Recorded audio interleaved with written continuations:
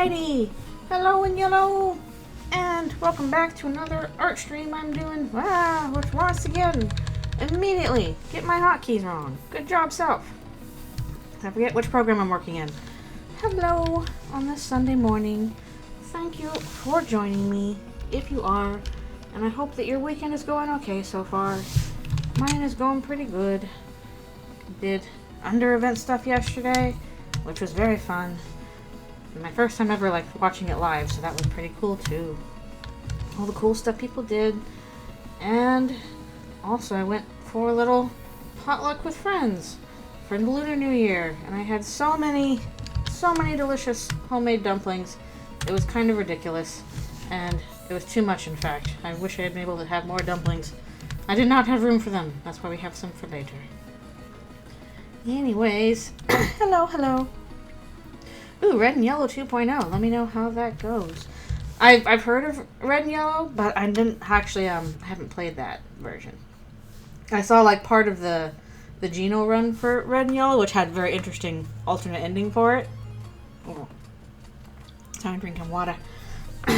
But not seen the other stuff, so I'm not sure what 2.0 does differently. Maybe do they have commentary for neutral and stuff too? That would be interesting. But yeah, that one looked fun. And what else? I forgot what I was gonna say already. Oh well, that's fine. But yeah, basically we're working on Eldritchrune backgrounds again. Back for stuff on the ending. So a lot of Smash Town stuff. But it needs to get done. Slowly chip away at this ginormous pile of work. Thank you for being here in spirit.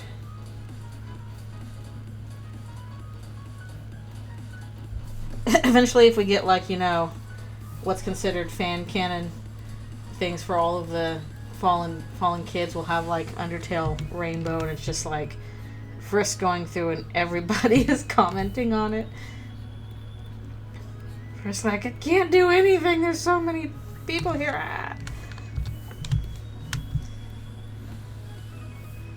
But I don't know. It's probably gonna be a little hard to match whatever Yellow was able to accomplish. That's pretty tough. Undertale gay. Wait, that's just regular Undertale. That's just canon Undertale.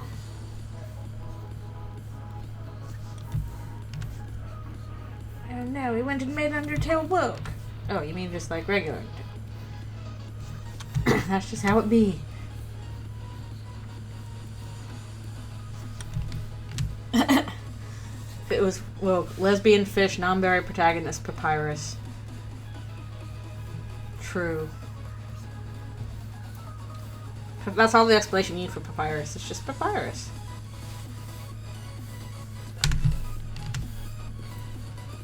I still privately like the idea that, or maybe not so privately, I like the idea that in Undertale Deltarune universe, all humans are non-binary. They don't do binary genders for humans.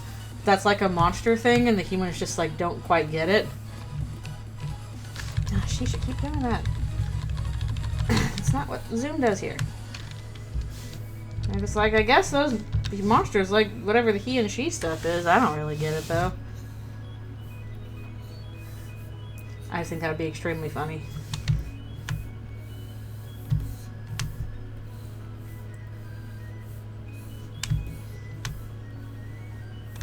It's what is your gender? I am human. Hello, thank you for coming. It's going to be a whole lot of working on wrecked buildings today. Which do take a little while to get done, unfortunately.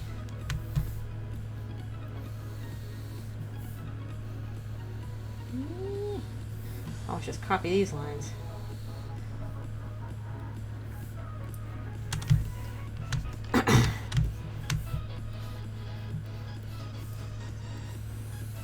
Seeing all these. Oop, hello, thank you for coming. Yeah, there's a bunch of stuff that could be downloaded and checked out. I think that was cool. They were doing basically a Mario Maker, but for Undertale. That's what I need. I can't code, please. Let me just slap stuff together in a WYSIWYG editor. That's So that part's pretty neat. But all of this stuff is pretty neat.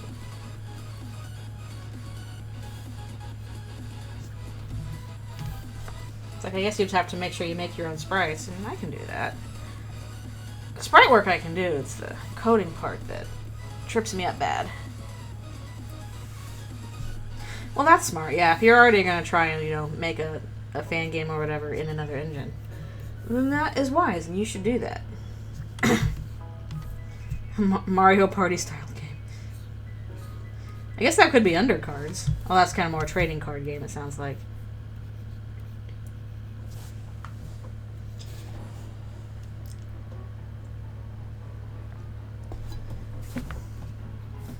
There's trading cards. Imagine like Balatro with Undertale trading cards.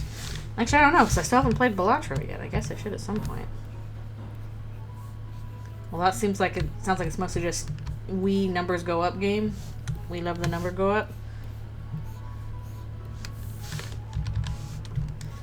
It's on sale for $2.50. Has it been on sale for a while though? Or did it immediately go on sale afterwards?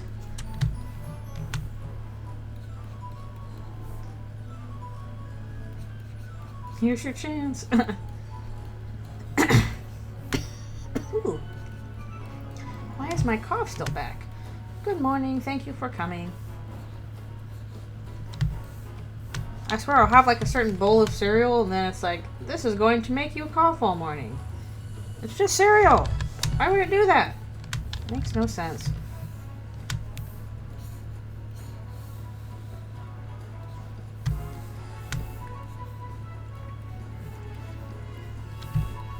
It's dry. I guess it is dry cereal. It's like, well, I mean, I put milk on it, but maybe that was not enough. Maybe it was too crunch. Not enough soggy. Which you'd think it would be the opposite for cereal. Yeah, I was surprised to see Insomnia on there, but man, the animation for that was crazy good.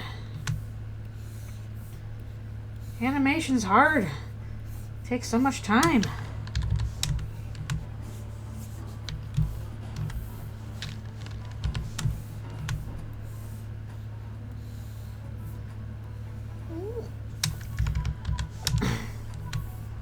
Whether it's 3D or 2D, it takes so much time.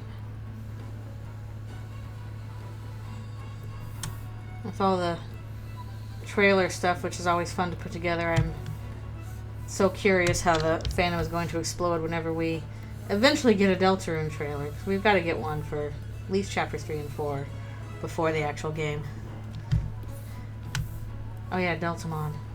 I was a little confused by that. I'm like, okay, so they have Pokemon, or is this in the Pokemon universe, or? Yeah, I'm a little worried about, because some of those are just like, they weren't all redone Pokemon, they're just like regular Pokemon. Like, don't tell Nintendo. Don't do it. We already saw what they did with Pal World. Whether or not Pal World was an actual ripoff, it was kind of like, okay.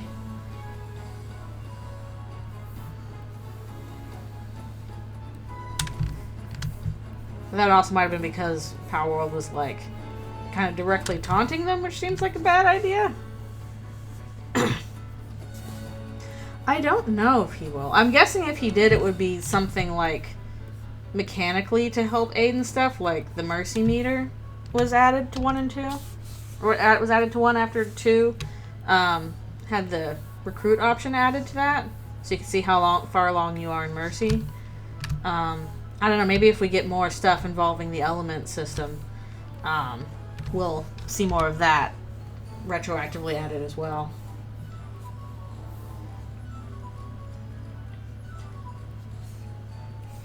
Yeah, I'm not sure on Digimon with that. Nah, again. Wait, get back here. I slowly whittle away at this background.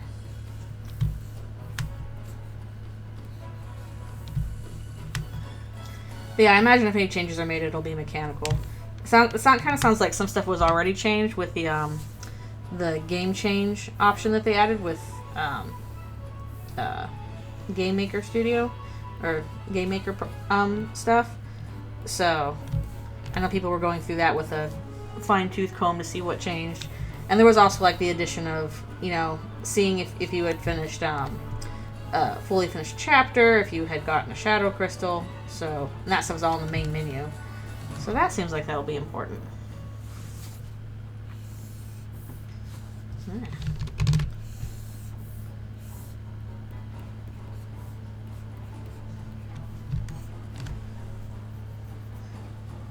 Oh, that I don't know. I'm going to guess no. Are they still running off of Game Maker? Or are they running off a different engine? It couldn't compile the data file? Huh. That's a bit of an issue. That's good.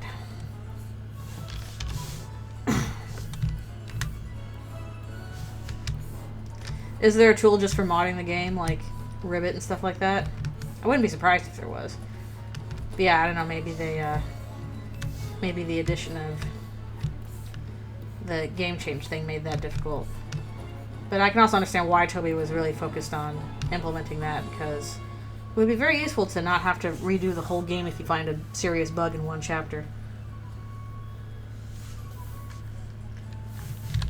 Fascinating.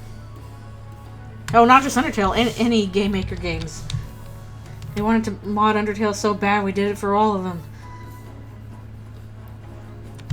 I messed around with Game Maker a little bit back when I was thinking about wanting to make a game myself. But, I didn't get super far. It seemed like it was something I could grasp if I'd put a lot of time and effort into it. I just was like, I don't know if I can spare as much time as I need to learn this. My poor dumb brain absorbing coding. But I did do a little bit with it. Did some tutorials, tried to practice. All that goodness. I'm gonna draw a bajillion trees. Also, it was... I'm not sure what version of Game Maker they're on now. I know it was Game Maker version 2 something, but I don't know if they've gone up some versions since then. This was like a few years ago. A little bit a while ago.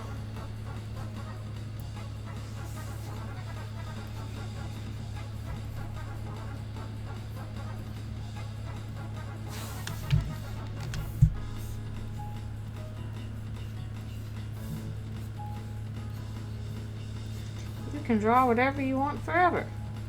Like me right now, I'm drawing a whole bunch of trees.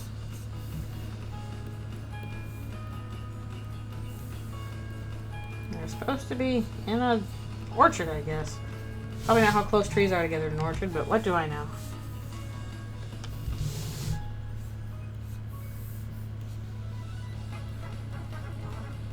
There's also kind of like a weird angle going on in this panel, I think. It's a little weird.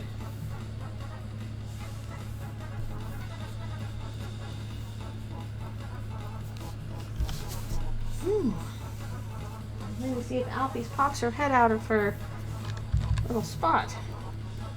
She's been staring out of her log all morning. Being a silly girl.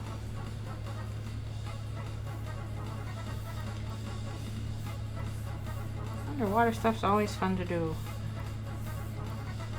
Or sky stuff, that's my favorite. Alright, is that all we got on that? Let's see. I think that one's good. Yay! We'll add the purple stuff to it later. Okay. On to more. Alright, oh, this is a copy-paste little thing, so...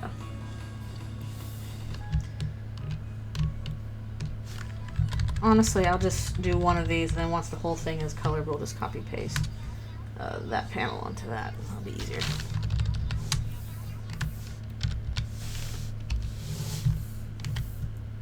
Reuse art. Good for you.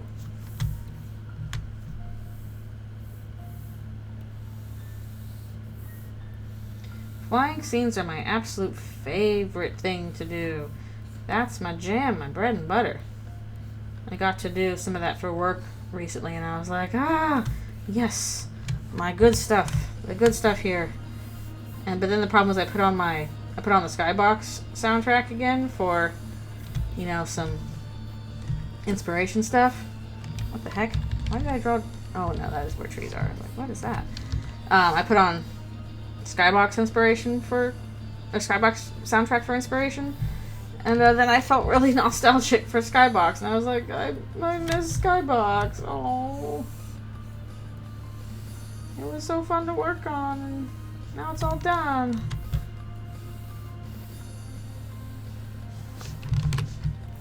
That was a little sad.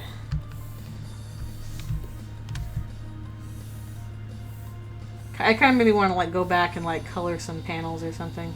Make them all nice.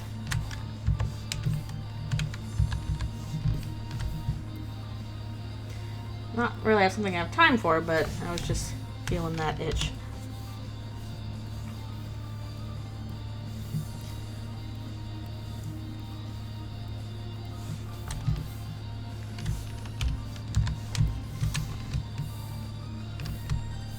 Crazy how music has that kind of effect on you, where like, you know, immediately brings you back to a memory you have associated with it whenever you were first listening to it, stuff like that. I feel like that's why good music stuff is so important. It really like seems to like embed itself into your memory and immediately throw you back to how you felt when like you were hearing that music. That is a unique ability for it. I'm sure they've done some kind of study on why that is. I don't know what that would be. Okay.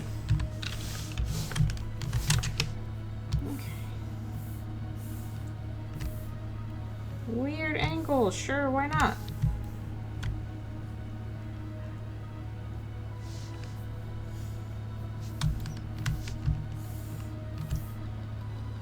The designs for Monster Hunter did always seem very cool. Mostly I've just seen people playing the fight them and craft with them version. I should have looked this up. There was one artist I saw that was like taking classic horror movie villains and like making them into Monster Hunter monsters. It was pretty cool.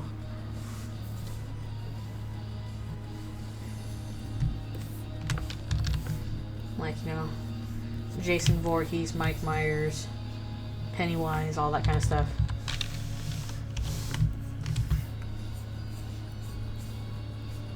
It's a whole different discipline doing those kinds of draws.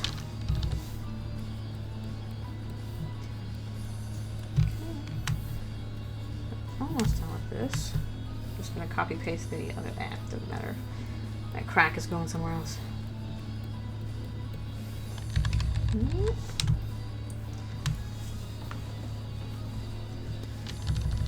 The church done got wrecked.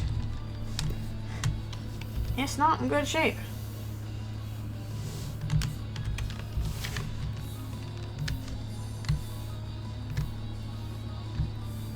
Rip church, rip everybody who was at church.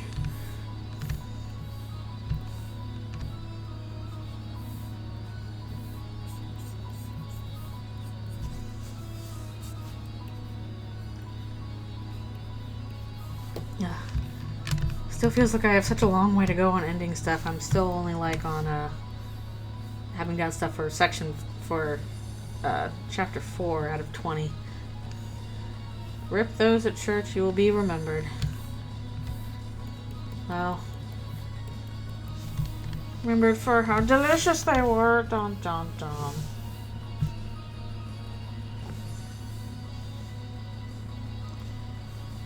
Well, luckily there's a pretty decent references. I imagine at some point we'll see what the inside looks like.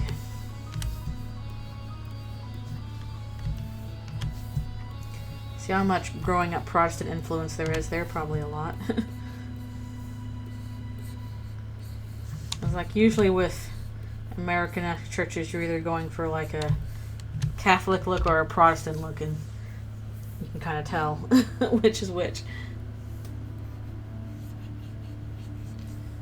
Oh, Paper Trail, that was just my guesses. And I was going with a vaguely Protestant guess.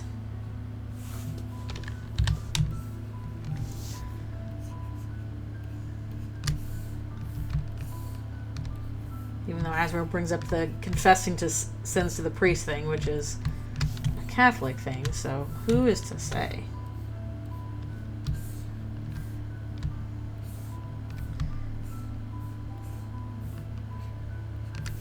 I don't know, maybe in this universe there is no Catholic or Protestant stuff. It's all just the same thing. Simplify it down. But still separate from the angel thing, whatever, however that looks in practice.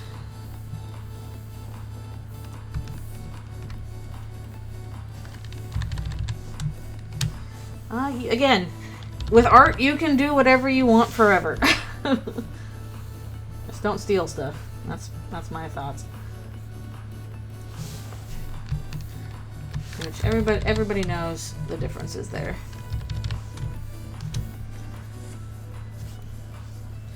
Or at least hopefully they should. Unless they're AI companies, in which case they definitely can't tell the difference. Again, you can do what you want forever. Drawing the same thing as in the fan thing that you are, you know, doing it from is not stealing, so that's an obvious one.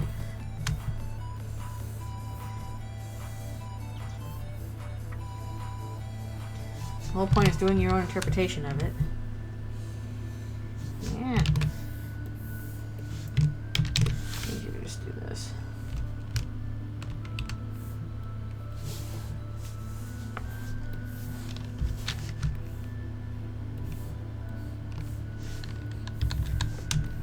The problem doing architecture drawings is it's like, eh. Alright, I'll have to add smoke in here later, because right now it's just a big mess. That'll come with shading and stuff.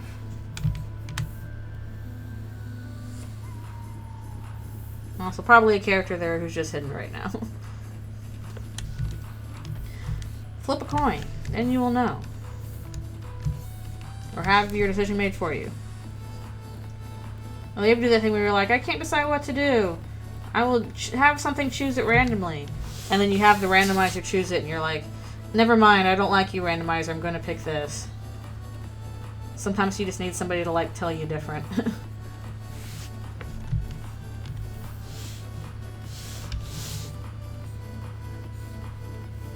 Sometimes you just need a reason to be contrarian, even to yourself. Exactly. Something to rebel against. It's easier to make my decision when it's in opposition to random chance.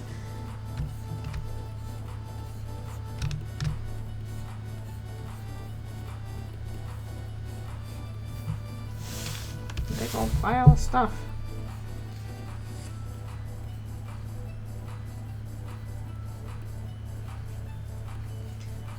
It's kind of fun to draw rebel stuff though, because it's just like chaotic messes of things. Okay, I'll probably be able to take my stretch break after I finish this panel. Grief, we're on... We basically have 4 more pages left to do. Out of 9.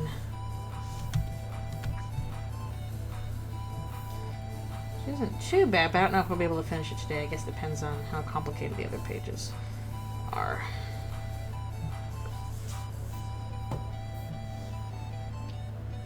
Get out of here, AI art. You're the worst. The worst of the blurst. It's just so obnoxious.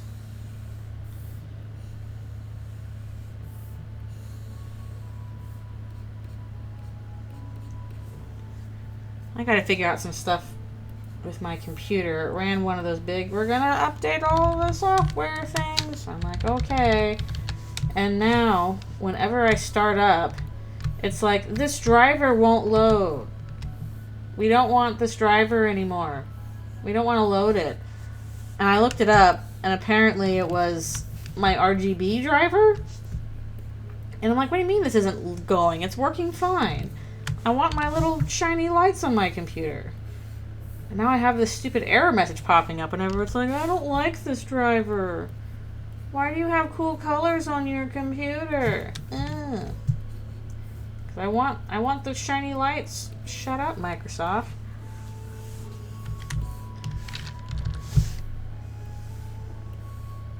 I'm just trying to look up how to get rid of it. All it seemed to say was like, this is how you turn off the lights for it. And I'm like, I don't want to turn off the lights. They're not doing anything. They're just lights.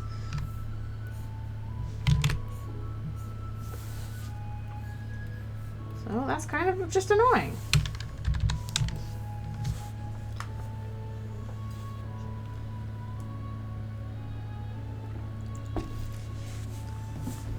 Well, you can, again, you can do whatever you want forever. If you want to write more, you can write more. Okay. Good on that. Maybe we can do a little bit of clouds, but a lot of these are like darkness clouds. Darkness, darkness, darkness. Just like Ansem would have wanted. Darkness, darkness, darkness. Dark, but. Well, you don't have to send it to him. You can just write it. That's what I mean. You can just write it and you can send it when you're ready. You don't have to send it right away. It's pacing.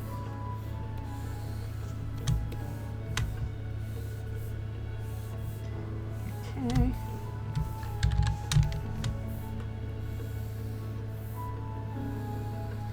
I am excited to do the character stuff for this scene.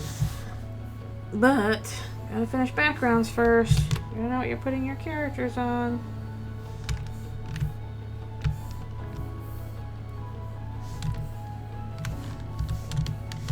I would get to that soon, but I might be going to see a movie today. Yes, this is part of the finale. This is like in part 3 of 20. So still pretty early on. Flow, which I really wanted to see. That looked really good. I hope there's like almost no talking. I really want me some movies that are just like artistry and atmosphere. It's Flow. It's called Flow. It looks very good.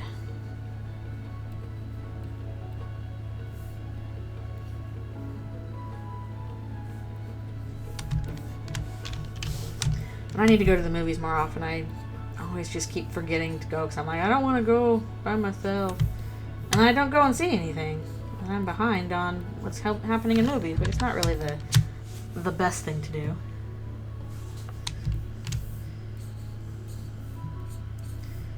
Be good to keep up with, you know, what's actually coming out, at least for me. Okay. It is, while we're still working on this thing,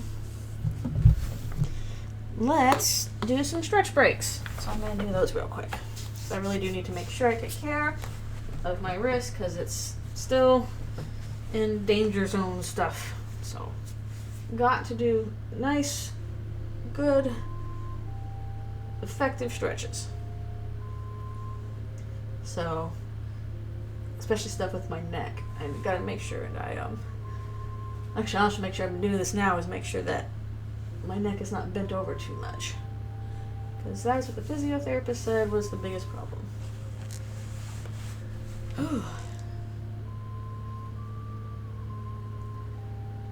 I also still need to see the wild robot at some point, but that might be closer to a home release than a theatrical one, so maybe I can catch that somehow at home. Because that also looked good. And very cute.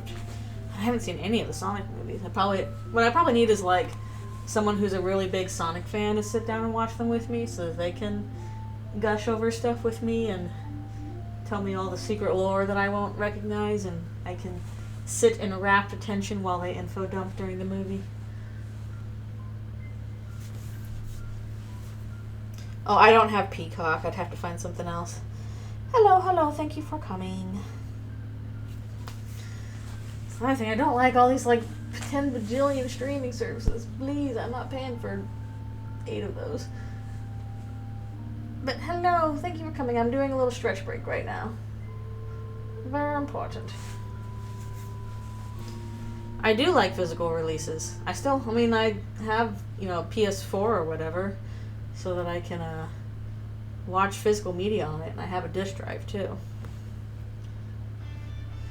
Yeah, I should check that out and to see what kind of weird free movies that are like kind of bad are on Tubi. It's good to watch stuff like that sometimes. It's healthy for you.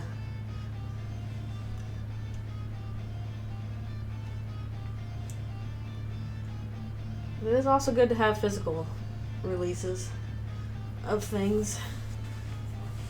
Because then I have an actual object that, as long as I have the means to play it, should work.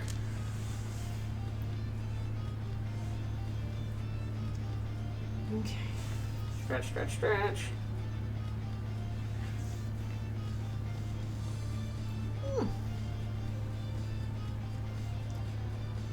Alright. We'll be right back for a few more stretches. Get these done. Hello, Elfies. You're looking out.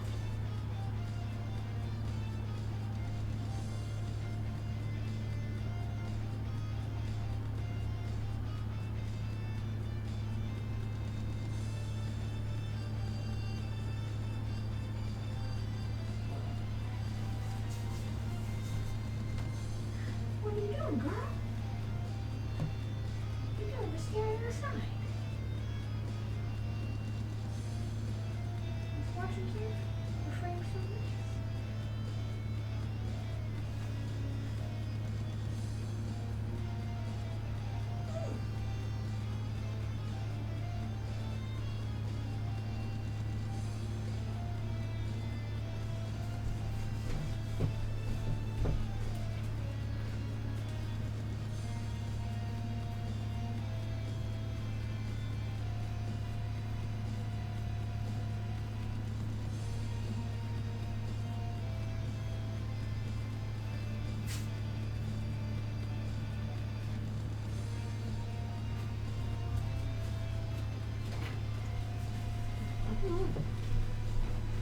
Alrighty, I am returning. Alfie's looks so cute. She's just kind of in her log and staring out the entrance to the log. Just like she's in a little picture frame. It's so cute. Okay, let's keep going. And hope that my neg's at the right angle and all that business. I need to lean back more, I think. It's leaning forward, like shrimping up, scrunching my neck in. That is the problem. I know, just as artists or video gamers or whatever, people just tend to shrimp up. But we must unshrimp. We are not crustaceans. We have, spines and stuff. They gotta be taken care of, even though spines are just miserable at doing a lot of things.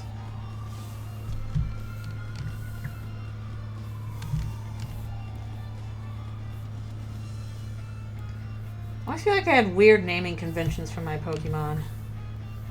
I don't know, there was some version I played, I got it for Christmas, and we were traveling by car somewhere for Christmas afterwards, so I just named all my, Pokemon after road signs or, places on the road trip.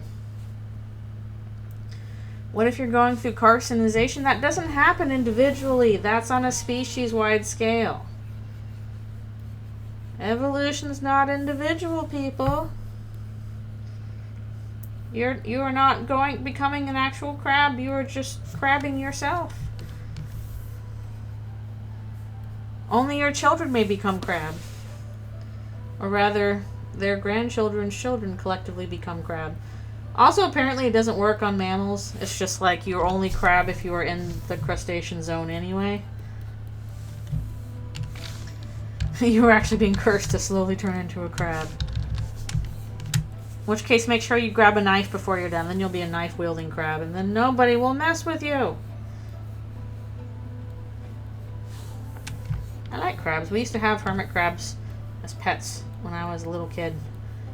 Although two of them, I don't think we took the best care of them because pretty much they just got dumped on us by somebody at church, and we didn't really get care instructions. Anyone can become a crab if they believe hard enough. But one of them lived a while. But yeah, looking back, we probably should have had a better tank for the crabs. Probably more space, not as humid. We're mostly just like, okay, here's our crab. We have to give them water and lettuce regularly. Watch them snip it up with their little claws to eat. I wonder if they were supposed to have protein too. We never gave them protein, we just gave them vegetables. I don't know. Now I feel bad. I'm like, how do you properly take care of hermit crab? I was 8. I didn't know.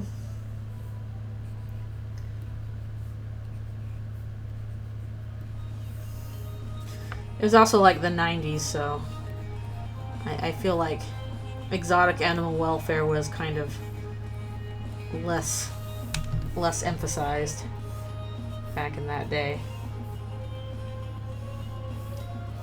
Heck, you should just kind of give your dogs and cats like whatever weird brand food that, you know, probably was highly processed.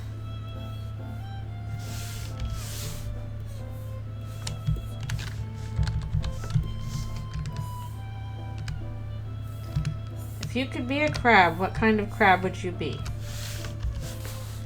So there are multiple kinds of crabs. Would you be like a hermit crab? Or a fiddle crab? Or would you be a coconut crab? Or a giant spider crab?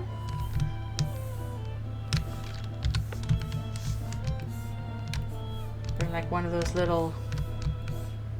what are they called? Anyways, lots of crabs out there that you could be, if you so desire.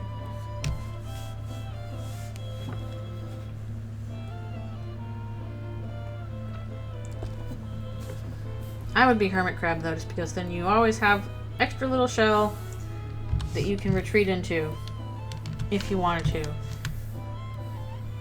And you guard with your giant claw.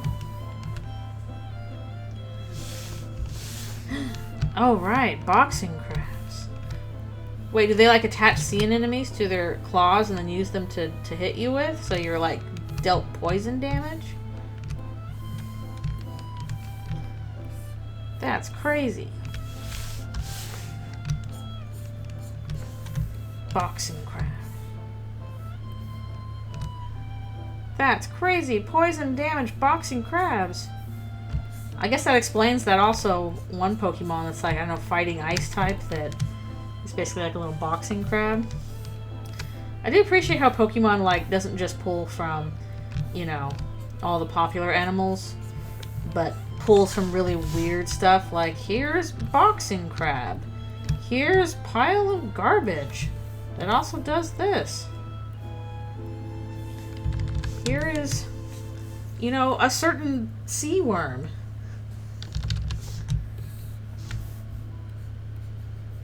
This is a bug that steals the shell from another bug. This is how they evolve together. Like, that's neat. That's cool. Here's a haunted sword. Here's some keys. We'll turn anything into a Pokemon.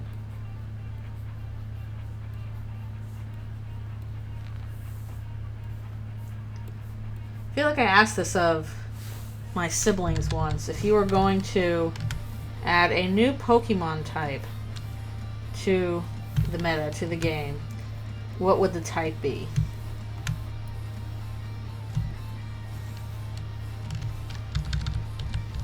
And like, what would its weaknesses and strengths be?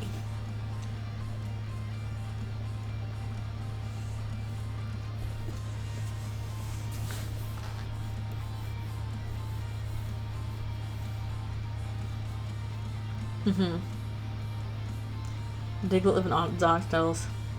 Yeah, I like that kind of stuff too. That's very fun.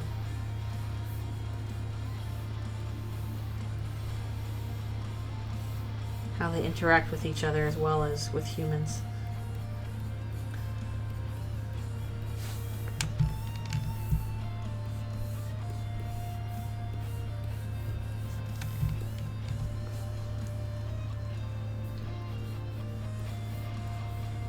I think one of the more interesting types new types that I heard proposed, maybe it was by my brother, maybe it was somebody else, was glass type. And what were the strengths and weaknesses for it? I think it was like it is weak against rock and fighting because those can smash glass, and it was strong against flying and fire, maybe, or something else.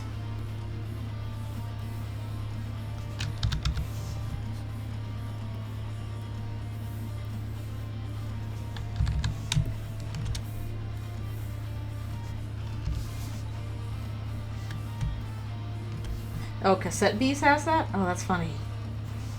Has a glass type.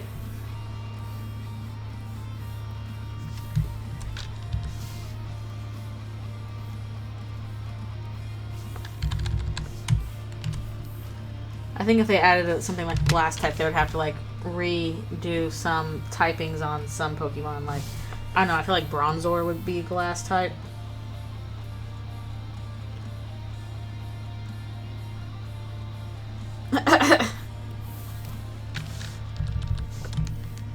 See, I figured it'd be the opposite. I feel like it would be strong against flying types because birds run into, you know, glass because they can't see it. Unless, like, air types just bust it. You hit so many birds that you broke it. Which is sad. Yeah, I want to see a ghost type evolution. Okay, so like Sonic stuff. Okay, I see. So my little fake version of Sword and Shield I just kind of invented in a weekend before actual Sword and Shield came out. In that version I had there'd be new evolutions that were a rock type and a ghost type evolutions. Which I think I called Terretion and Polteon. But there's probably other names you could give to that if you are so inclined.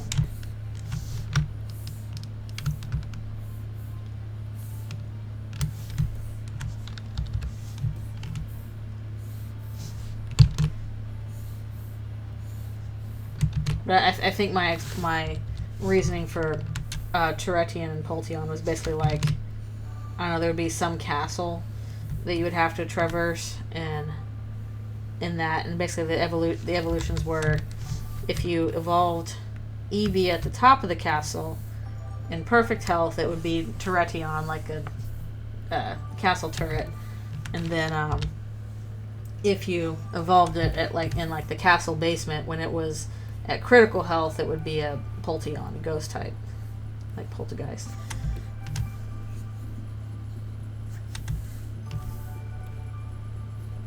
Maybe Raytheon? Maybe that would be a better name for it. I don't know. But now I kind of wonder if they're ever going to do other evolutions. Like the last one was Sylveon. And that was like, what, Gen 5? Or no, Gen 6?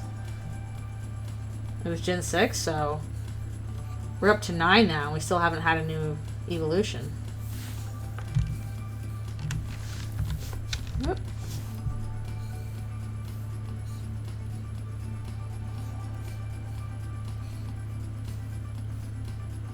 It's got a little weird going on with the tree there. Oh well.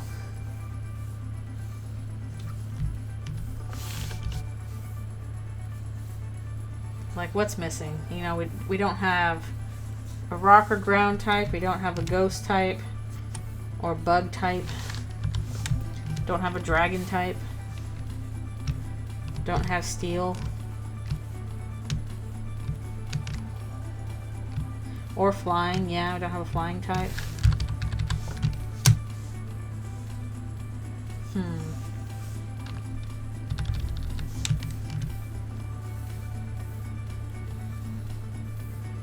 There's quite a few of them we don't have.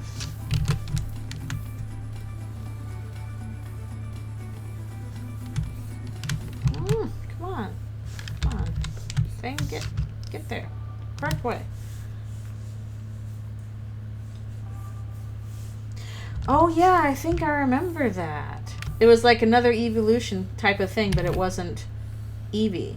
Wasn't it like kind of a salamander? That was a cool idea. It was some kind of reptile, I think, or amphibian. Yeah, I'd be down with that. That'd be cool. I'm sure we did at some point. I can't remember the artist. I'm such a dummy.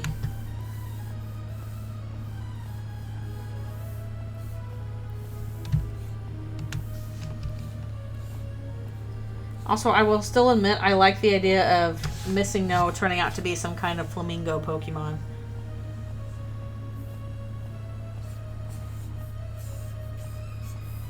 Yeah, I heard there was an art theft thing with that, which is really too bad. Pretty crummy. Also, it's some like AI business.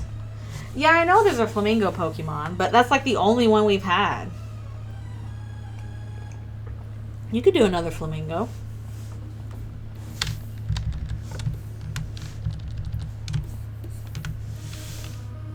It's like, even it's like Flamino or something like that.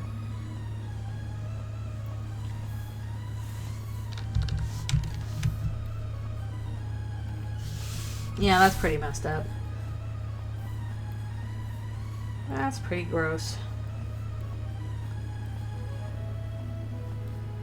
It's like, my dude, my guy, if you're working on a project, you need to have the express and continuous permission of the artist for it. Like that. Whew. Excuse me. Oh.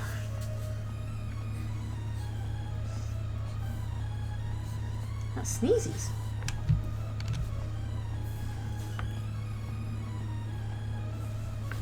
Albies, I'm still waiting for you to poke your head out of your little log like that. You are not moving.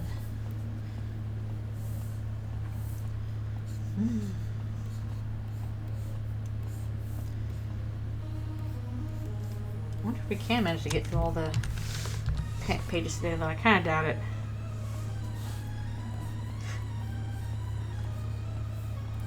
Well, that is a hazard.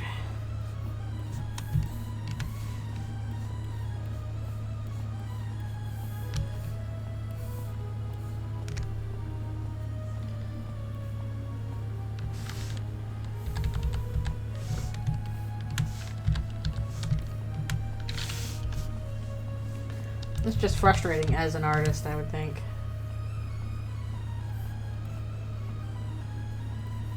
Like, things are hard enough without people just taking advantage of your goodwill.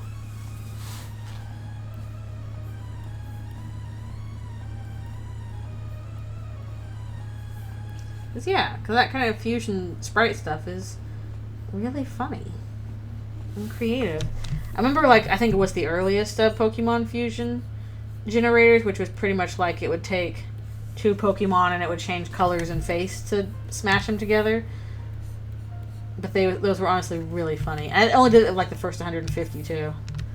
It was still extremely funny.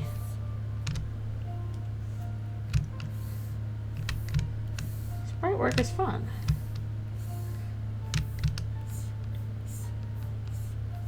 Definitely not easy though. Then again, no art is. And that's what makes it worthwhile.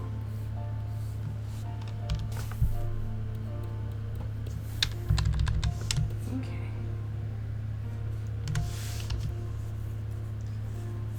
Chikorita Pidgey.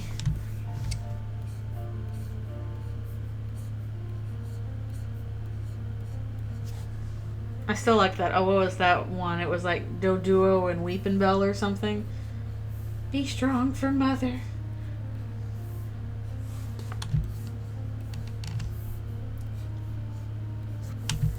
Weepin' Duo.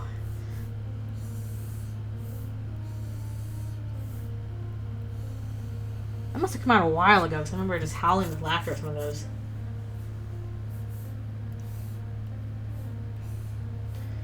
And people just did it more and more. More sophisticated versions.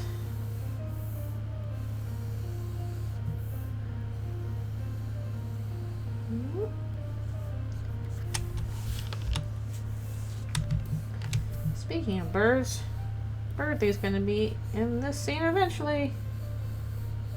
Being obnoxious.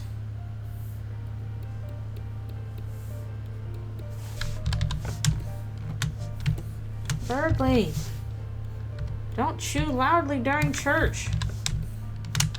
Don't chew the patrons loudly during church. Oh, he's a bird. He can't chew. Never mind. Does Canon Birdly have teeth? Does he chew? Now they have the roasted bird seed at their little summer party in the newsletter.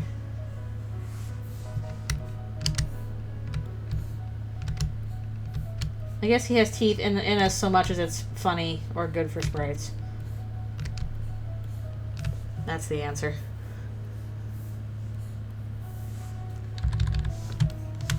Oh, fire probably put on a separate layer. Fire! The roof is on fire. Okay, I'm not done with this one.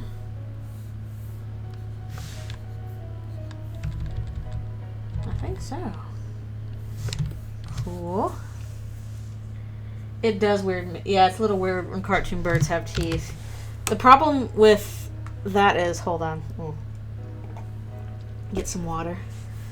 The only problem with it is, especially if you're doing an animation and you have a bird that's supposed to be talking, there are certain sounds, like mouth movements, that you have to show your teeth in order to show you're making that mouth movement in animation. Like, you have to have teeth for it. Or at least, like, if the bird... Like, because, like, birds can obviously make, like, human noises, or imitations of human noises, but they're doing it all back, like, in their throat.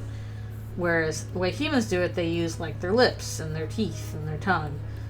So, if you want to have a bird that looks like it's talking like a human, it's like, well, there are some mouth poses that show teeth. So, what do you do with that? And in that case, usually what they end up doing, well, what I think is the correct way to do it, is do not show the teeth unless they're in the teeth position, and then, like, whoop, there's a little bit of teeth, and then they're gone. Just long enough for your brain to register that they're doing the correct mouth movement, but not to suggest that they normally have teeth. I think that's what I ended up doing with Skybox, for example, and anybody that, you know, was a bird, had a bird beak. Like, normally you don't see teeth except for, like, a brief shot where they're making a mouth movement that would show teeth.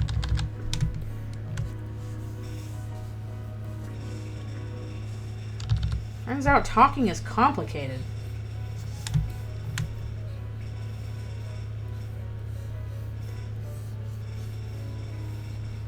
And technically no animal should be able to do that kind of stuff because you really need lips in order to talk the way we do, and most animals do not have lips that way. But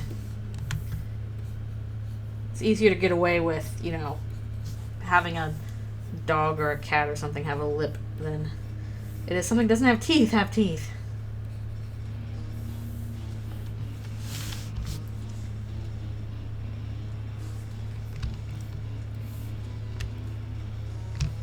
I don't know, if you can pull off having decent mouth movements without showing teeth on a bird character, kudos to you.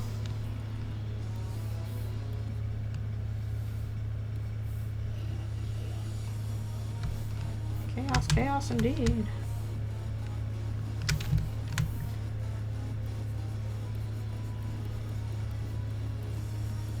The roof is on fire. I think we'll do that smoke separately now.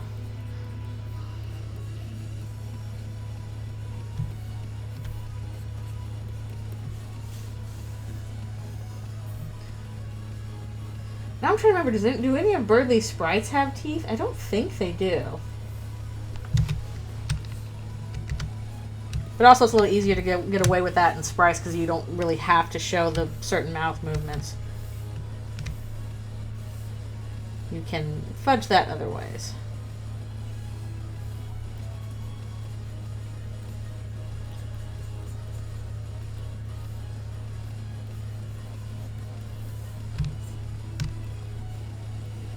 Just depends on what your needs are. At least for animation, that's a bit of a tough call to make, because if you're drawing them talking like a human, we have teeth when we talk. Well, some people have managed to get around that. We are also capable of extreme adaptation.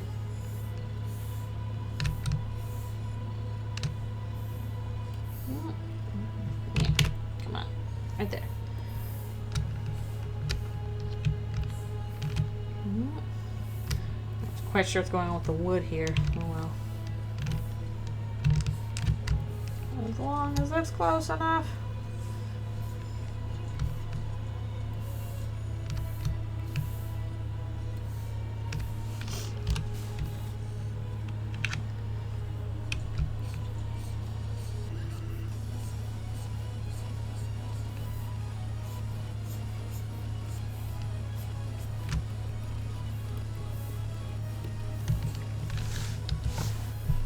Well, Empire's back there. It's like, this isn't our problem until it is. Don't bug us about this. Fight the hell beasts on your own time. We have taxes to collect or something.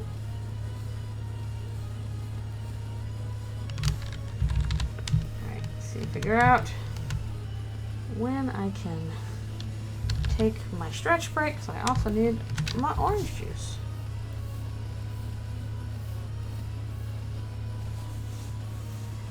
The most tasty of juices. At least in my opinion. Actually, no, it's probably not my favorite juice. I probably like some kind of berry punch combo or something. For a while, I also tried drinking like V8. It's okay. Obviously didn't keep up with that habit though very much.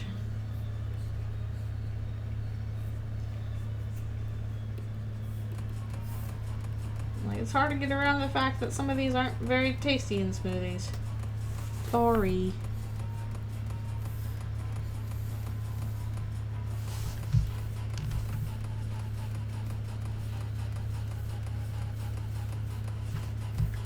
Oh man, it's gonna be such a pain in the butt once we get into like the actual Empire City area. There's actual like big buildings. Probably should like amass some research or something, get some resources I can draw from. Not try and do it all from imagination, because that'll be not as good, kind of obnoxious.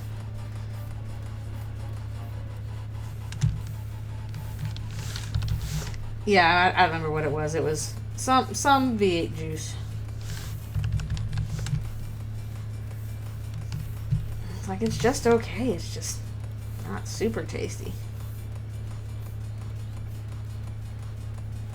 I guess the problem is like vegetables in general are, you know, not sweet. They're savory. And savory is fine, but I don't really want a savory fruit drink. Unless I just saw a new person. Hello. Yeah, I just don't remember what it was I got. It was a long time ago. It was something V8, but I don't recall.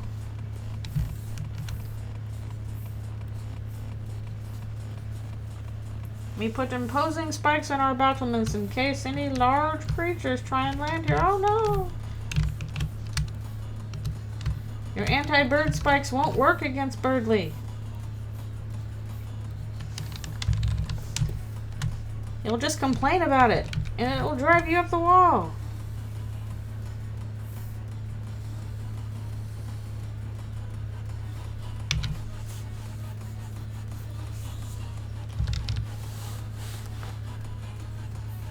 More spikes, more spikes.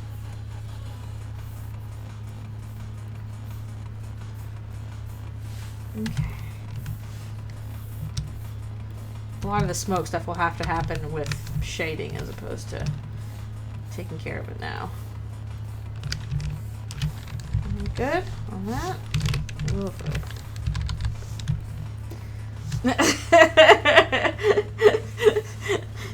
Funny you should ask. Guess which characters get eaten by Birdly?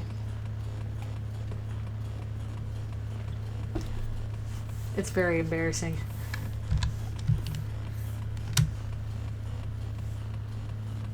Blech, blech. Air in my mouth. Blech.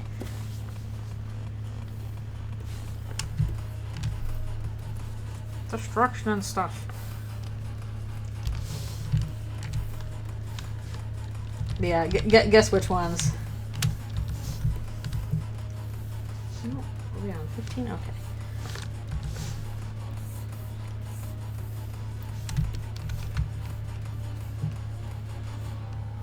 Like, Susie makes sense. Even Caddy and Jockington, it's like, okay. But Birdly, that's embarrassing.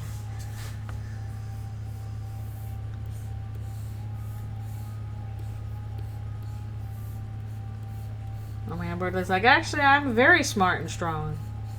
You should be scared. Yes, Birdly.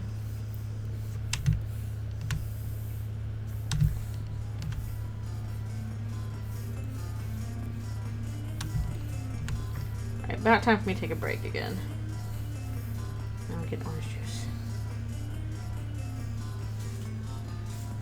Oh, Lancer doesn't get eaten. Susie is protecting him.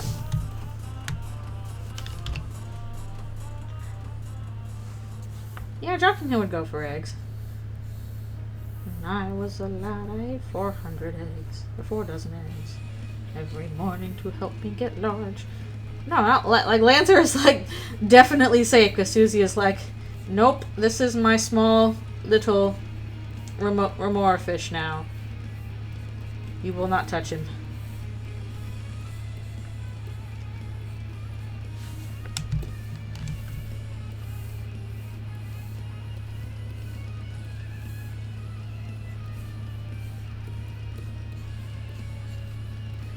Okay, now I need to take a break. Oh, did MK eat? I'm not certain. I know MK gets some people, but I don't know who's named.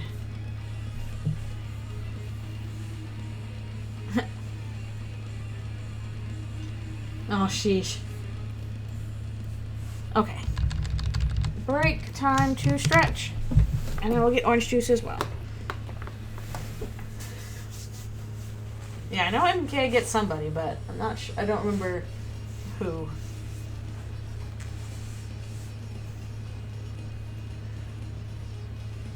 Yeah, there is at least one funny one with Birdly. Well, hopefully funny. Darkly funny.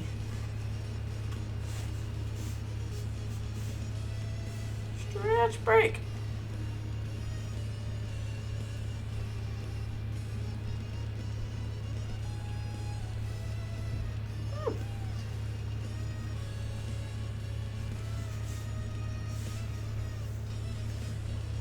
You know what? Metal Crusher on Kazoo.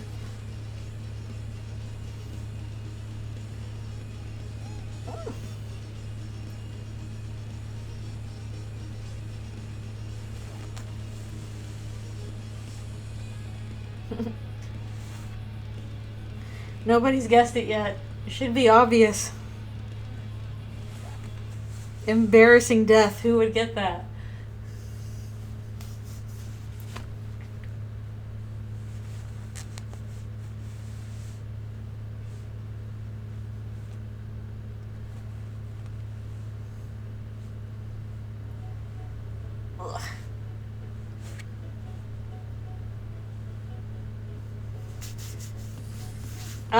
No. Why would Undyne get the embarrassing death of all people? Oh my goodness. Undyne embarrassing? Oh, that'd be tragic. So that's a hard no. Why would Undyne get the embarrassing death? Man. No, not Asgore. I said it would be embarrassing. And funny.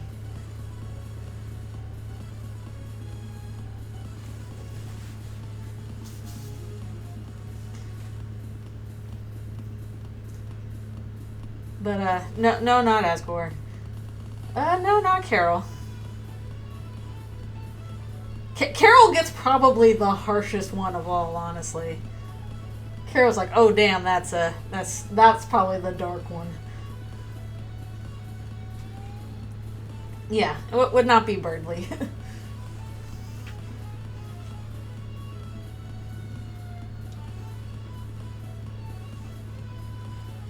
Sans from Smash Brothers.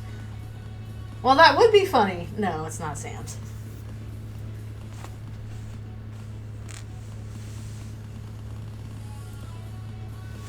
It's not even Sans from Eldritchrune or Sans from Undertale Deltarune. It's just Sans from Smash Brothers. He just comes in from Smash Brothers and immediately dies. Like the Mii version. I'm like, well, bad luck. I didn't get the Ultimate Smash in time. It's not a major character. It's a minor character.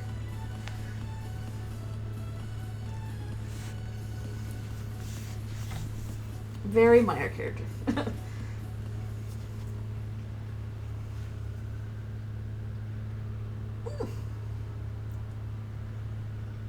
Stretch.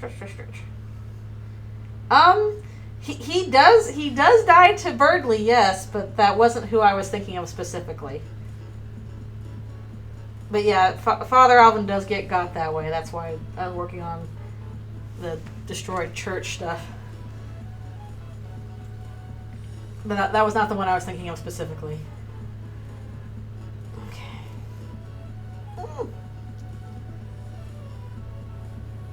Alright, be right back for one more stretch and also my orange juices.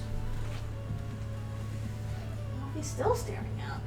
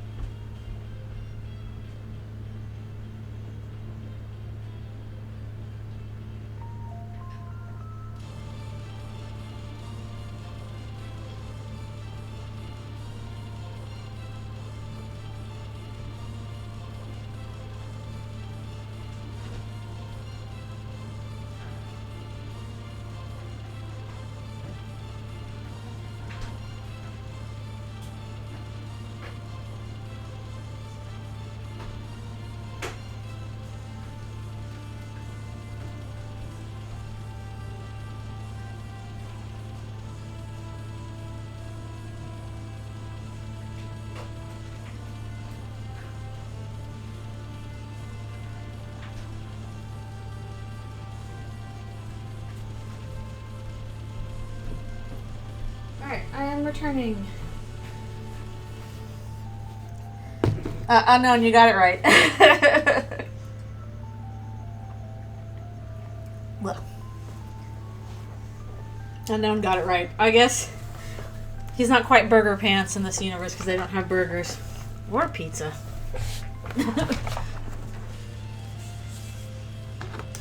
You've got it right.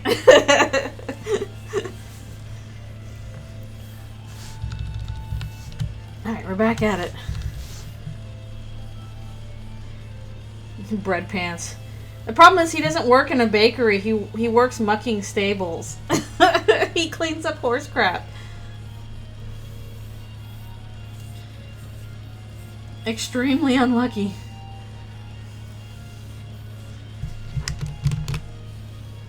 So his name here would be Shit Pants. Yeah, pretty much.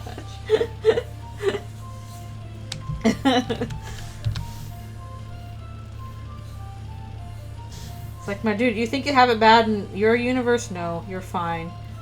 You're named after burgers and pizza. Okay. Draw Lynx salute emote for the server. Let's see. I'd have to do that separate from the page that I was doing. I guess I'm gonna do a new file because that one. Oh wait, shoot! I'd have to open Photoshop. Can I save that for the end? Because I realize I don't have Photoshop open. I'm working in the Storyboard Pro right now. I'll do it at the end. Okay. Because I was going to switch between programs, which is a little bit of a mess.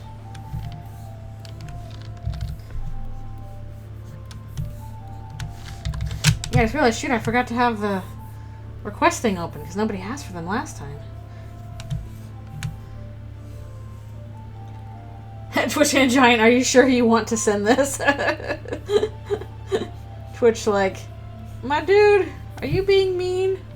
It's like, no, I'm sorry, that's just Burger Pants' life, I'm sorry.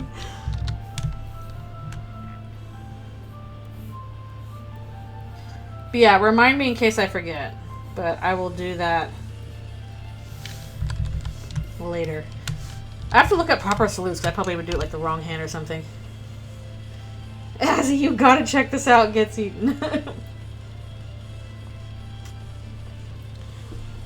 Basically more like, oh Azzy, thank God it's you, gets eaten immediately. Azzy's like, oh crap.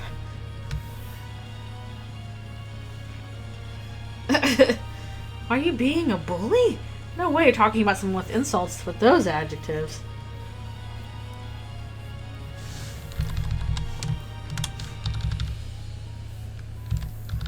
Burger Pants like, the system hates me, little buddy.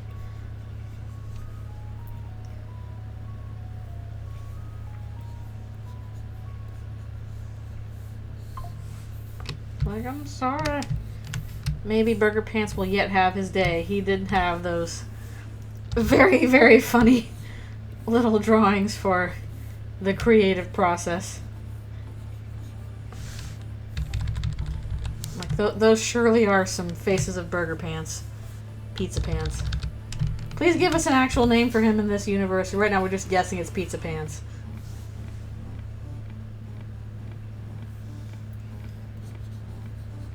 You can draw whatever you want forever.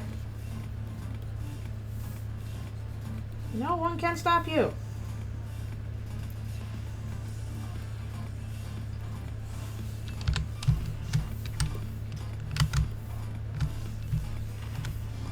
I don't know what would be worse if we, like, you know, find out his name is, you know, Pizza Pants or whatever in this universe, or we're like, if we never find out his real name, or if we do find out his real name.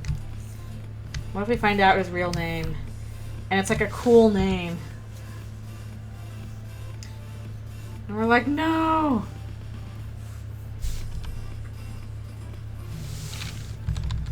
But if we're lucky, we'll never find out.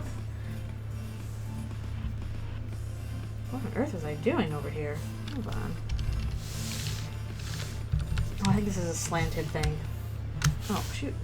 Too large. Bob or Steve.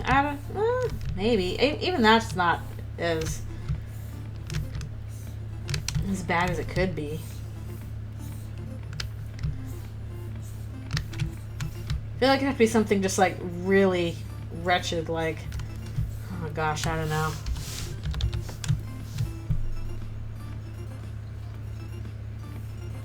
Kyle Bone or Fauntleroy or I have no clue where Kyle Bone came from. No, a boring name, I know. I don't know that you can ever safely name Burger Pants ever again. Who is he without his pants?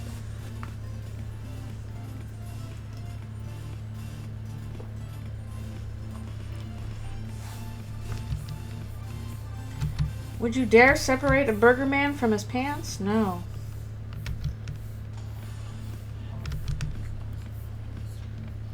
His pants full of burgers that fell all over the place.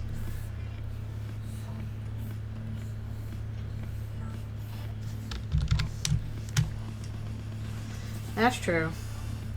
Sometimes it's better for a mystery to stay a mystery. Some mysteries are best left unsolved, such as the mystery of him called Pants. Do not ever separate the pants from the burgers. Don't do it.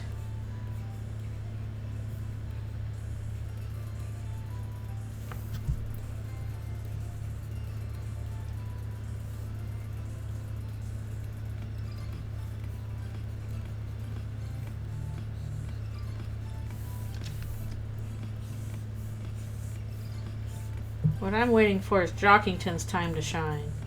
Soon his day will come. Everybody will be like, holy cow, how did we sleep on Jockington all this time? I'll be like, I've been new, Jockington. You never realized his full potential.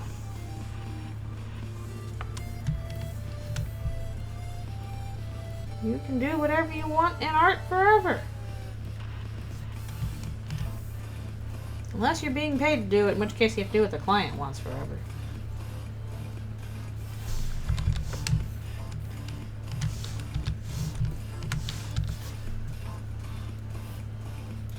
And hopefully the client knows what they want, because sometimes they don't.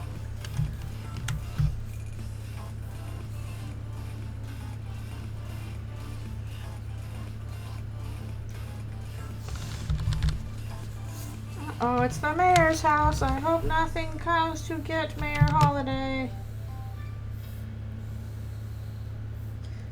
I hope nothing bad happens. I forgot that window over there.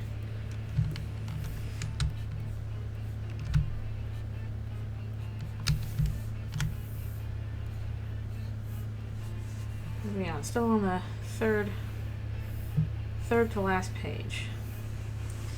Hello, hello. Yes, we are. We are working on backgrounds. Because there are many of them. And they must get done before we can get to the characters. Well, that's not fun. They should be able to see it. Why? What happened with red and yellow? What happened?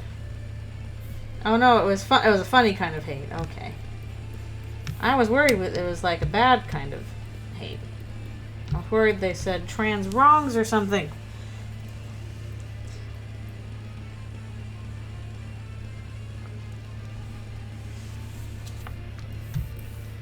As long as it's funny, that's okay.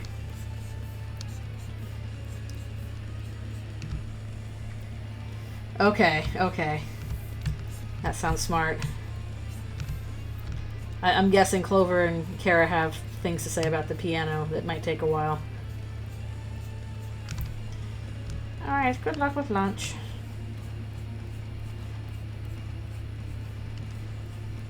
I do find it interesting that Toby is like, okay, I'm going to put some save points in the light world now. And I wonder what those will be if they're not the little white stars. If there's something else. I think it'd be kind of cute if it was just like the call home mechanic like Earthbound has, where you call home and that's saving. But I don't know if it'll be that way or something else. But my guess is that the reason why that mechanic is being added to the light world might be because, not because, oh, we're going to fight somebody, but maybe because like there's just so much story stuff happening that like if your last save place is only in the dark world, that's a little inconvenient. At least in terms of like, you know, game design. Not everything can be quite done with, you know, the narrative. Sometimes it's like this is done specifically to make playing the game easier. Yeah. It does tell us something about the game.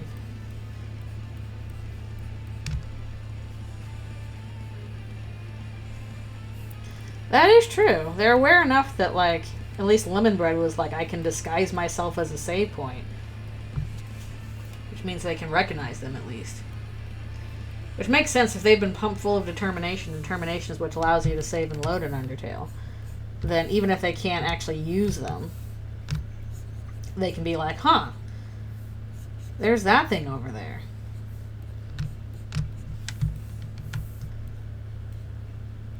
What is it? We don't know.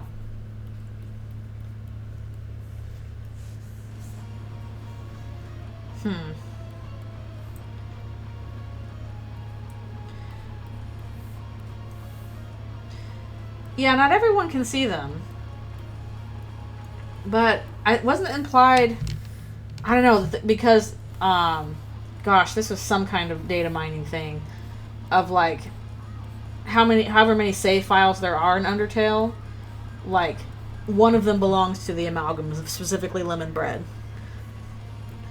Like, we've got 8 that belong to the human kids. We've got 1 that belongs to Flowey. That's 9. And then the 10th and then another one belonged to, like, the amalgam. Specifically, it seems like it was Lemon Bread.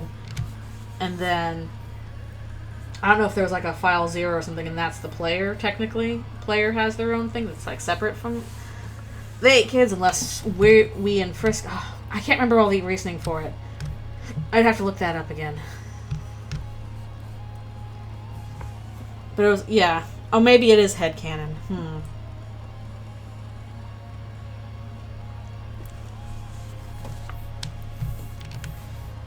I don't remember if it was stuff that was pulled, like, from the art book or the localization handbook, or if it was something else that was kind of inferred from, other clues we had, and that's more headcanon than, like, proper canon.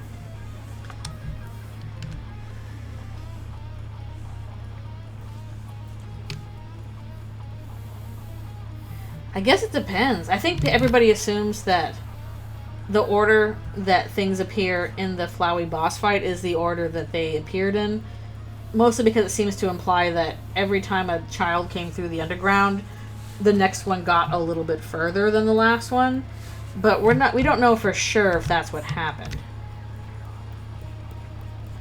Because if you're going in the order that you find their items, then it's like teal, orange, sneeze again, dark blue, purple, kind of, green, and then yellow.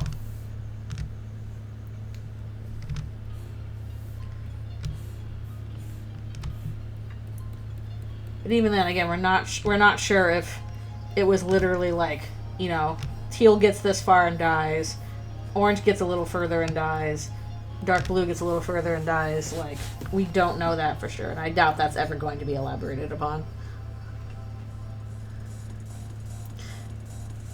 Oh, that's right. Yellow was found in Waterfall. We found the gun in the dumpster.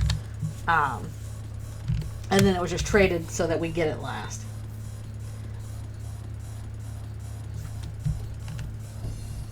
And obviously Undertale Yellow has an explanation for that, but even in canon I'm wondering, like, okay, that means Yellow might not have gotten as far as Green did then.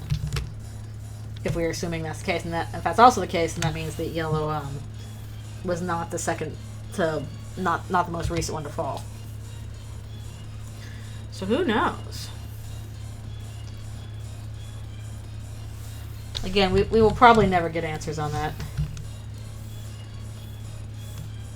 That is in the realm of fan speculations now. And honestly, who knows where purple came from, because that is also stuff you buy from Garrison. Where did he get purple's things? Like the notebook and the cloudy glasses. Were those found in water? Like, I'd have to look up and see what he says about those items, but I don't know if he even says that much about them. Like, were those found in Waterfall? Or were those found something else and then traded away to him for something else? Garrison found them on the ground. Did he say he found them in Waterfall? Or just says he just found them at some point?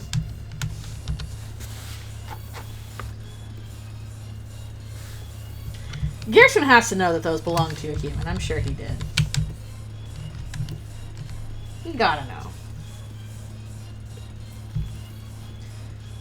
Okay, mostly just working on burning stuff here. Oh, you were being silly? I thought there was something I missed. I was like, oh, did he do that? Does he have anything to say about those items? I can't remember. But he has to know that they were Yes, no, those came from humans. I'm pretty sure. Monsters also have glasses and notebooks, true, but I don't know. I feel like because Garrison has been around that long and, you know, seen actual humans, he's going to have a good guess about previous owners. Yeah, I don't know if he does know about other human items being sold in other shops. Although I think the only other ones to sell the human items are Bratty and Caddy with the gun and the hat. Because otherwise you find the gloves and the bandana laying around, same with the cute ribbon and the toy knife.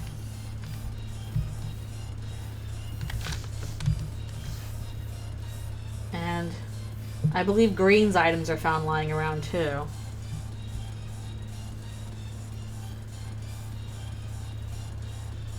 Same with Dark Blue.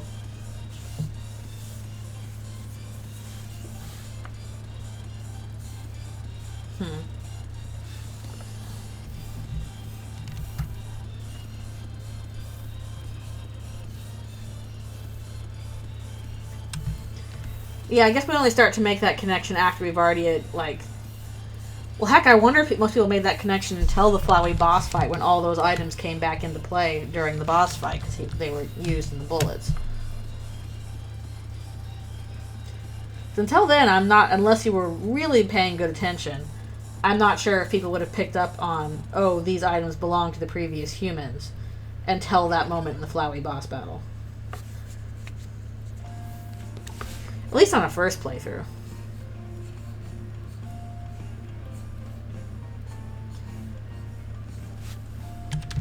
Although the if you're cute, monsters won't hit you as hard thing feels like it's definitely intended for human users.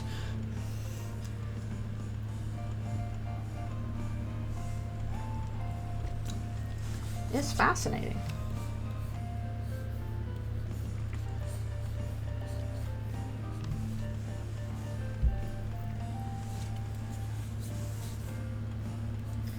Yeah, of the 6 sets of items, I guess, 4 you find just lying around the place. And 2 of them you buy from shops. Although, man, that definitely does make the timeline always feel a little funky, because it suggests that it's been, like, an incredibly long time since, you know, the last human came before Frisk came. But all of these human items are still in pretty decent working order. So, oh well. Whatever's easiest for game mechanics, that's really what matters the most. You worry about timeline stuff too much, you might end up tripping over your own feet. And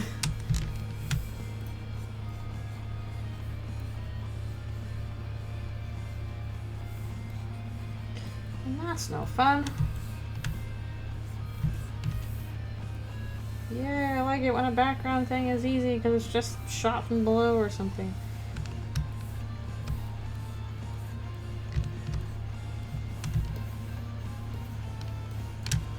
Various debris. We gotta let kids stop getting lost in here. Frisk is like, you can't, that sign won't stop me because I can't read.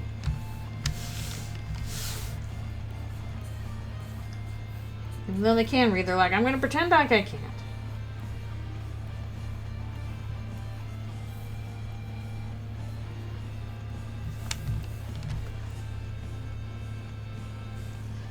No children fall in this hole. Forbidden. Frisk like, you can't tell me what to do. I'll fall in this hole if I want to. Why did I do it? You'll never know.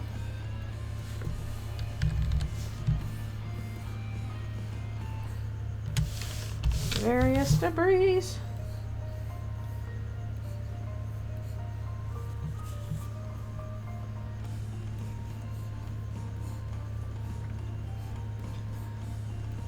It would definitely solve a lot of questions if they could say when each human fell in comparison to each other. But again, I don't think that's ever going to get answered. Yes, but obviously Chris, or not Chris, Frisk did not fall in via the waterfall. They fell in via the ruins. I do find that extremely funny that, like, you know, humans are like, oh boy, secret monsters. As the legend says, they're at the top of this mountain that you're not supposed to go on. We're gonna dump our trash here, though. Here's a whole bunch of anime DVDs I'm ashamed to admit I had. I commit them to the earth. Here's an old bicycle. I don't want this one anymore. I will go up the side of this dangerous mountain to dump our stuff.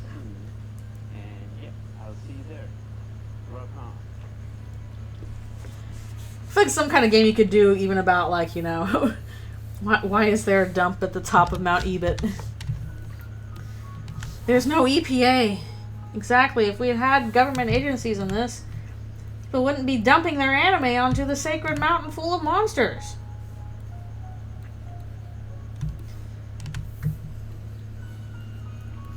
It depends that where you think Mount Ebott is. My personal headcanon was, like, while I think Deltarune hometown is, like, in the United States, I feel like Mount Ebott is in Ireland. That was my headcanon.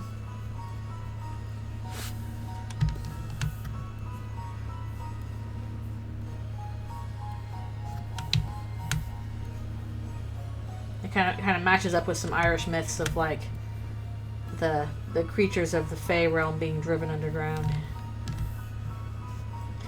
Yeah, Irish accent Frisk. There you go.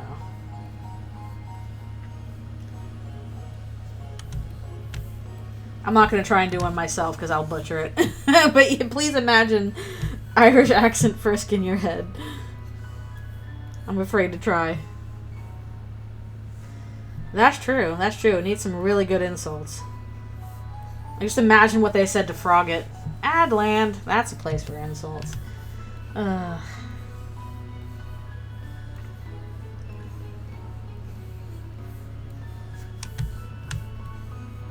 Need an Irish person to coax me on, like, the best, most scathing insults.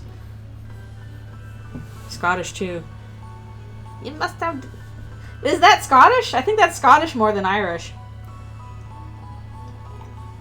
That's the other part. It's like, Scottish and Irish are definitely different, but if you don't know what you're doing, you mix them up, and that would be me. So you're kicked out of Snufkinland, is it? Isn't that, like, Swedish, though? I don't think that's Irish.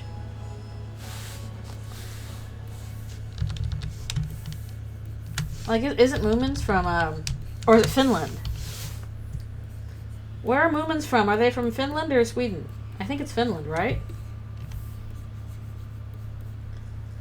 I guess so. They do look a bit like Moomins. They look like Moomin trolls. I think I drew them more Moomin style once. Big round snoots. Little tails. Ah, I see. Okay, finish. I was right. They're from Finland. Okay.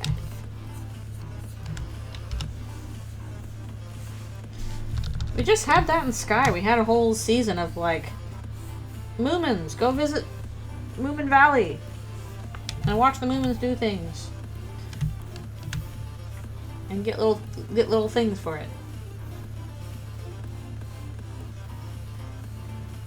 You should get a cute Moomin plush and you get, like, Snufkin's cape.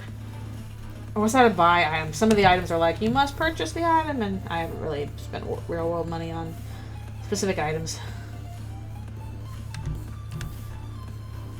I should read more stuff with Moomins, though. Because it's cute. And I already like some European-specific franchises. Like, when I was little, I really liked Asterix and Obelisk.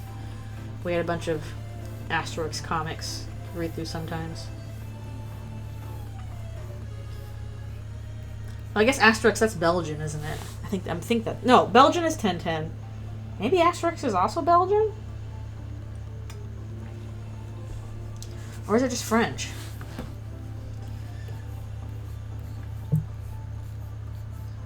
Different things.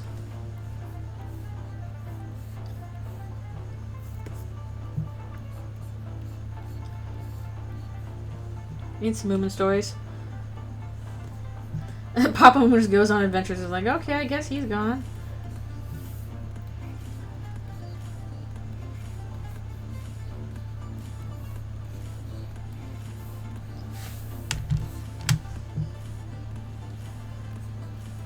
I just like the character designs. They're so cute.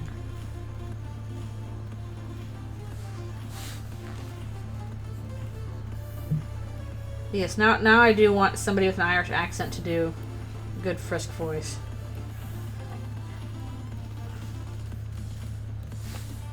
Or maybe Toriel and Asgore can have that too, since they've been around for a long time. Everybody else has modern accents. They always sound like a little archaic. People are like, okay, that's just because they're old.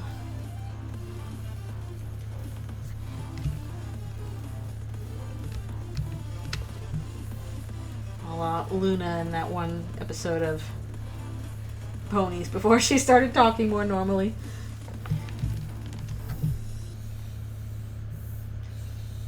You must speak in the Royal Canterlot voice.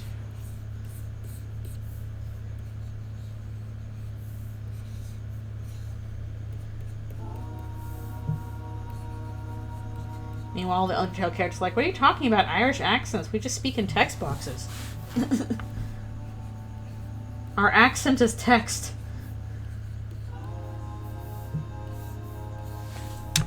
Little computer noises. That's the accent.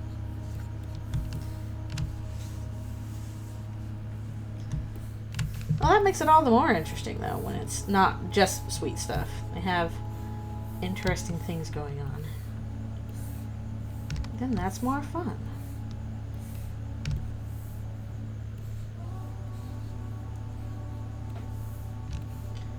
And definitely like even Asterix and Obelisk, has very cartoony looks, but they could do serious storylines too.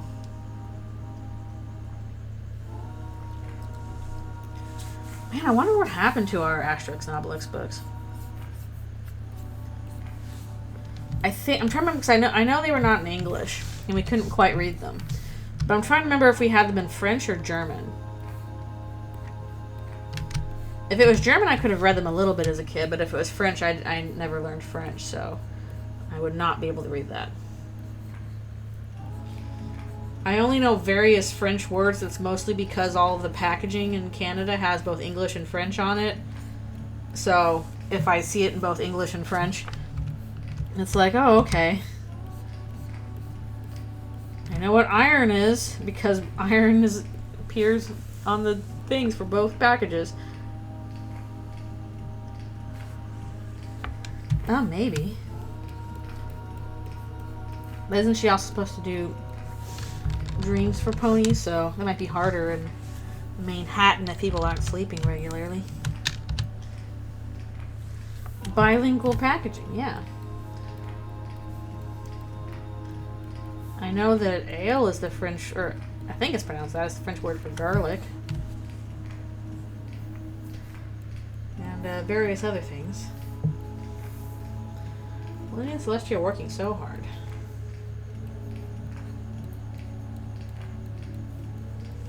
I do kind of wish I got to work on that episode where Starlight switched their cutie marks and they had to switch places. I think that was a really fun idea. Or the one where they go on vacation. My friend got to work on that one. I don't know if I ever got a good Celestia and Luna episode. I don't think I did. Aside from like finale stuff, but that's not quite like focused on them.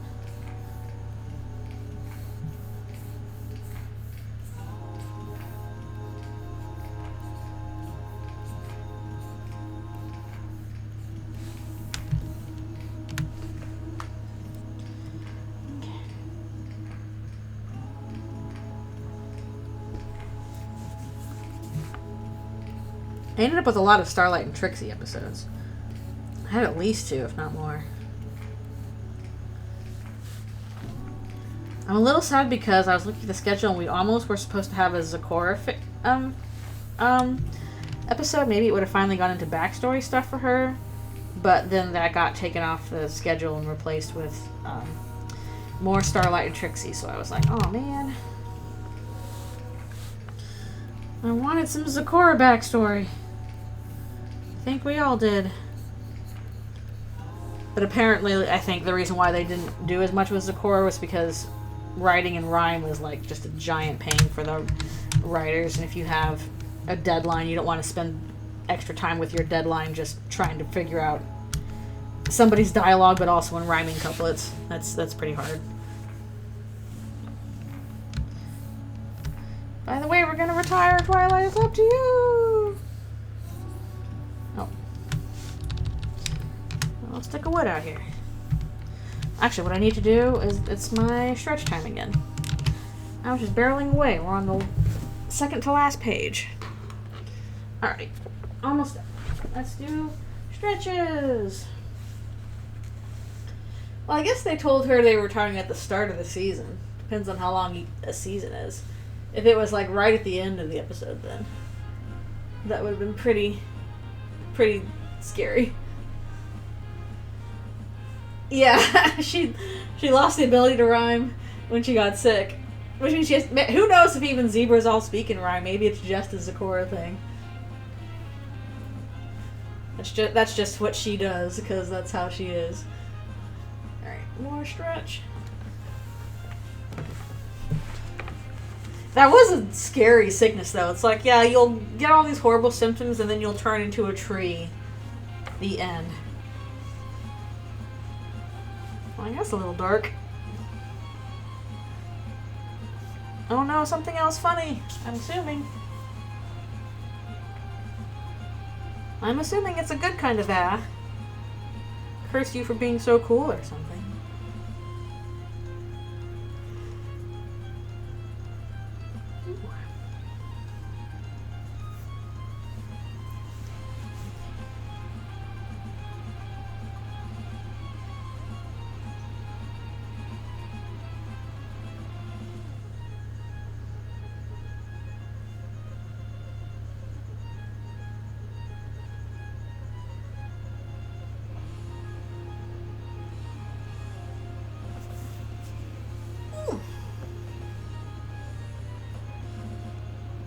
Yeah, I think she would change her mind after that. Like, that would not be a good way to do that. Oh, is there a difficulty spike? Did they change some battles? I thought the whole thing with Red and Yellow was that it was just, like, extra dialogue, commentary on stuff, because it's Clover and Kara commenting. And I did know some stuff changed, like the ending of No Mercy changes.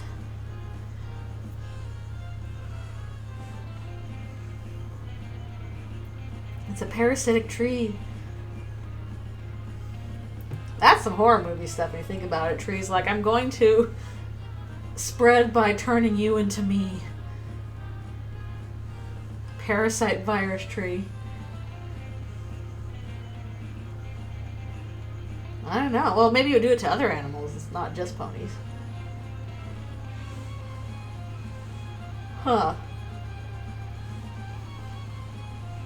Some side content. Maybe, is there like a new secret boss or something? A side boss? That'd be interesting. Problem with a lot of those, like fan bosses, they're often crazy hard, like even harder than the actual game. Which on the one hand makes sense, because they're often intended for like an audience already familiar with the game and trying to look for something more challenging. But on the other hand, balancing a boss battle is a challenge in of itself. It's probably where a lot of work goes, honestly. It's making sure they're both challenging but also doable and fun, especially depending on your skill level. Ooh. Must stretch more. I know it's definitely frustrating if like you're most of the way through something and then it gets like super hard at the end and you have to do all the other stuff beforehand all over again. That's not super great. Not super fun.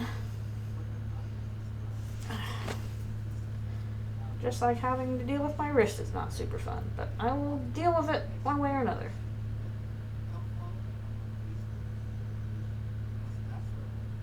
Alright, be right back for a few more stretches.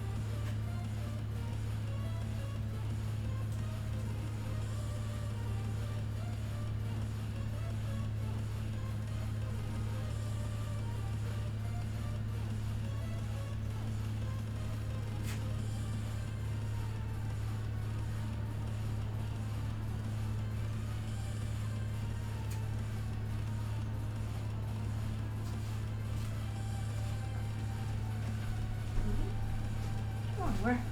Alrighty. We're back from stretchings.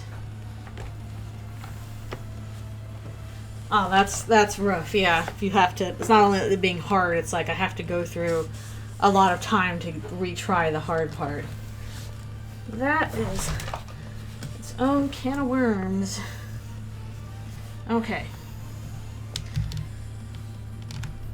Let's get through this. At least through this page. I don't know if we'll be able to finish off all the pages today, but we will get through what we can.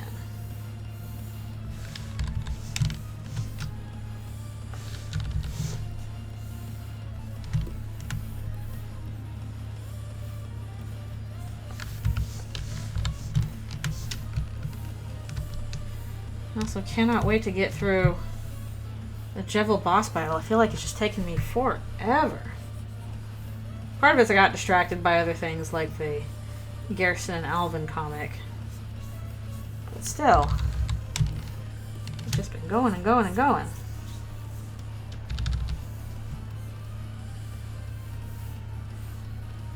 Okay, probably some text around here that's blocking a bunch of this.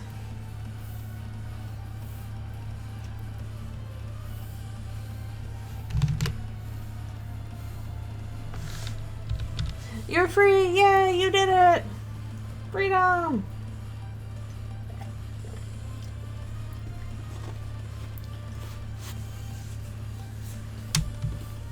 That'd be cool. You get different wing patterns on Pegasus ponies. Like, I think that would definitely have to be a fan thing. The reason why you don't do that in the show itself is just production-wise. That's way more to keep track of, and that's ridiculously hard when you're already trying to keep track of, like, lots of individual ponies and stuff. But, like, that's something you could do as a fan that would be kind of cool. We eventually got to just, like, having ponies use their wings as kind of, like, extra limbs to, like, manipulate things, just because, one, it was kind of fun, and two, it was, like, easier than having to use their hooves all the time. Like, unicorns can get away with it because they can just use their horns to levitate everything. But it's a little harder to do stuff with just the hooves. It was kind of interesting because at least on G4, we were told no sticky hooves. If the pony grabs something with the hoof, they have to, like, lift it up off into screen, like they're holding it on their on top of their hoof. They can't have, like, sticky hooves. But when we were in G5, they were like, yeah, whatever, they can do sticky hooves. If they're grabbing something with their hoof, they're just grabbing it. Hello, hello, thank you for coming. We are working on Eldritchrune background still. There will be many more of them to come, because the finale will take a while. But I'm almost done. I think this is the backgrounds for chapter 3.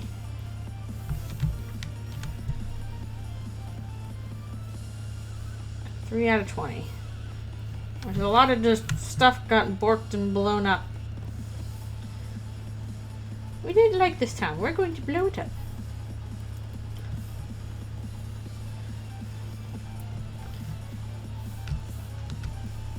Yeah, a lot of ponies were just recolored because that was an easy way to, like, reuse assets without,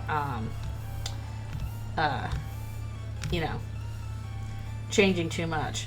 Because, like, any time there was a change in the pony, that means that would be a new asset. If you had a regular pony that had, like, a new outfit for a specific episode, then that pony would have to have that with that outfit as a separate asset because it's rigged differently.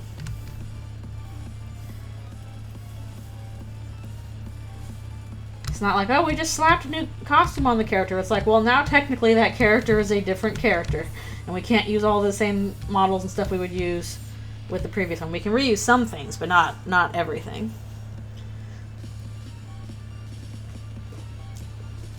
But yeah, it was definitely challenging just to be like, okay, this character cannot pick this up easily. So, how do we convey them carrying it or getting it from point A to point B? And sometimes you can come up with some really fun solutions that way.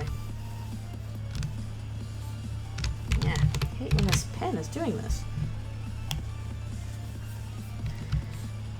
Yeah, I don't know. For whatever reason, they kind of dropped that limitation in G5. It was just, nah, sticky hooves, they pick it up.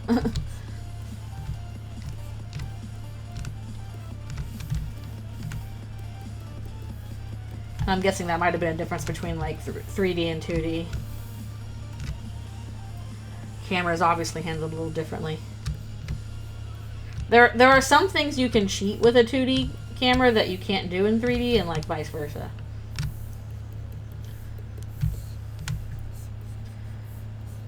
There are some advantages and disadvantages.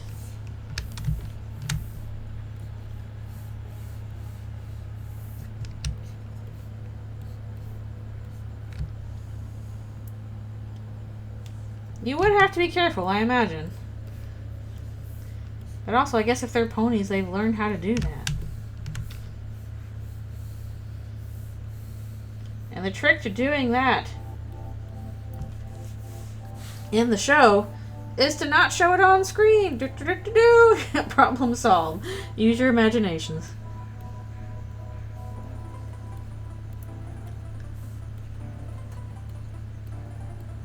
Because usually the other solution to, like, if you can't use a hoof to do something, they do it with the pony's mouth, like grab it with their teeth. And I would not want to change diapers with my mouth, personally. That sounds like a disaster waiting to happen.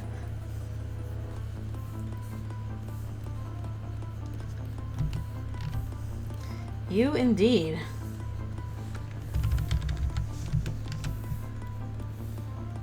And I don't really want to change a diaper at all, let alone with my mouth.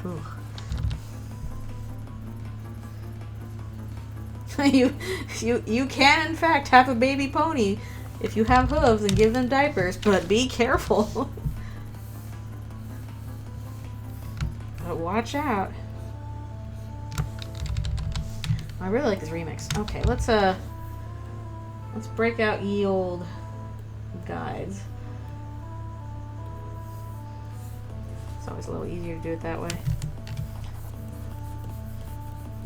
This is why I like doing backgrounds in Storyboard Pro. The perspective guides are really useful. And I wish Photoshop had those. Probably should save.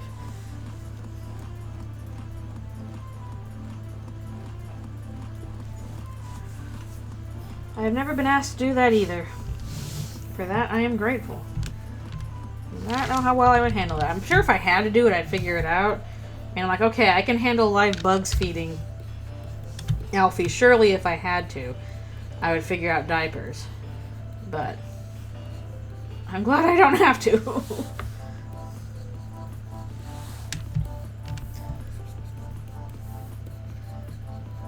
Well, I guess my issue is that probably smells worse than crickets do. Crickets do smell, but I don't think they smell as bad as a diaper does.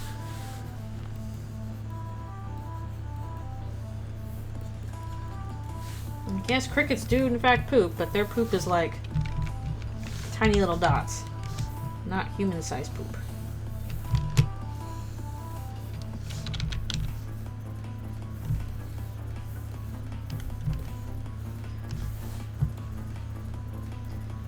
It's fun to draw destruction, but also it takes so long.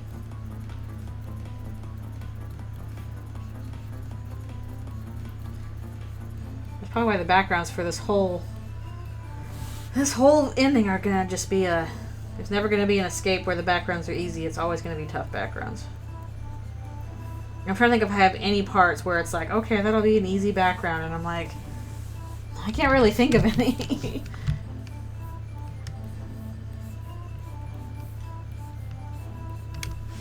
They're all like in the light world where there's usually a lot of background heavy stuff anyway. Can't get away with like, oh, shrouding stuff in Mr. Smoke, etc., etc. But we will persevere. Or I will persevere. Probably.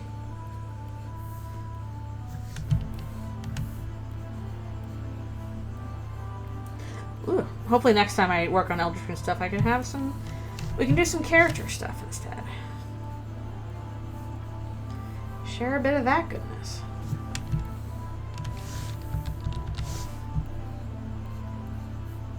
So I do at least have character roughs done for part 2.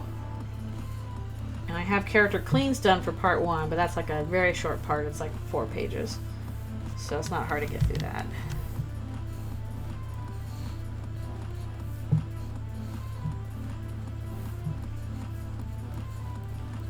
I'm just staring at my little like to-do list or whatever, little chart for everything that's left to do, and it's like, that's a lot of things left to do.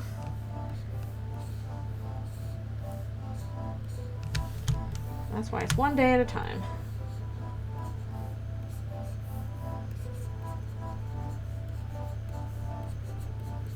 As long as my wrist cooperates like it's supposed to.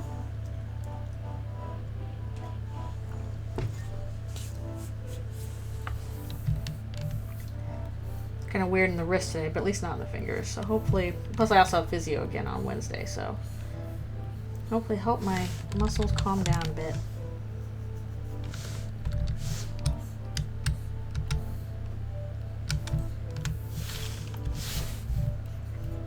Take care of your muscles and your nerves. Very important stuff.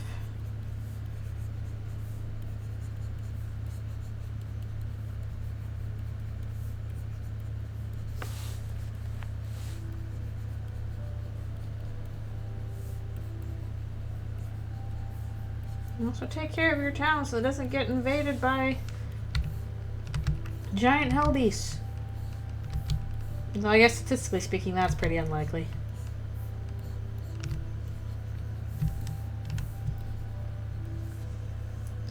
I know, why can't I just do what I want without any issues?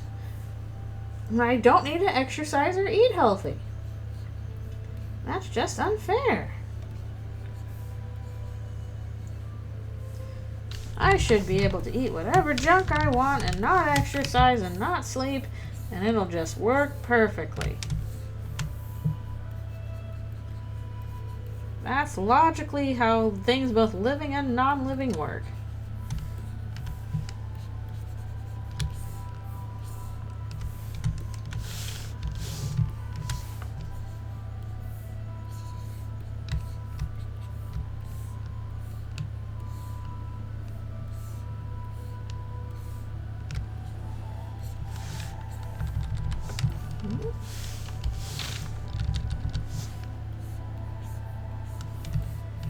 I think this part's actually where we see some Undyne.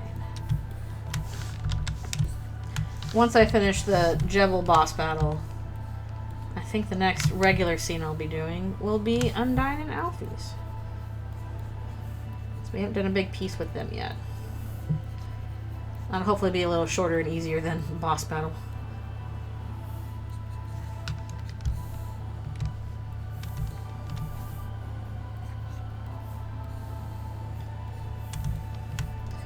I know there's still lots of other scenes I want to do before ending stuff, and also whenever we get chapters 3 and 4, I imagine that'll be another glut of info for that. Although also I imagine when the chapters are first out, I'm probably not going to jump back to Eldritchrune immediately. I'm going to be doing more canon related stuff because there's lots of it to do.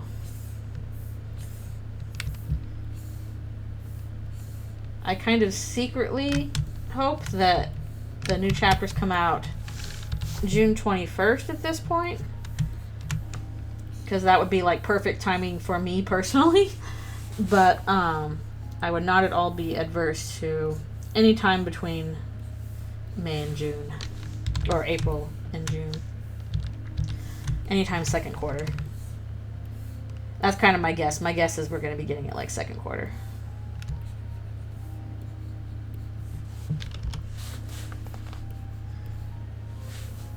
I doubt it'll be first because we're already a third of the way through the first one anyway.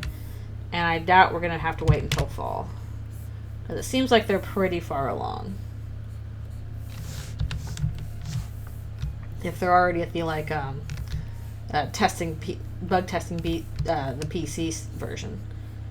That's pretty much just like bug testing and stuff, console version, doing the porting and stuff like that.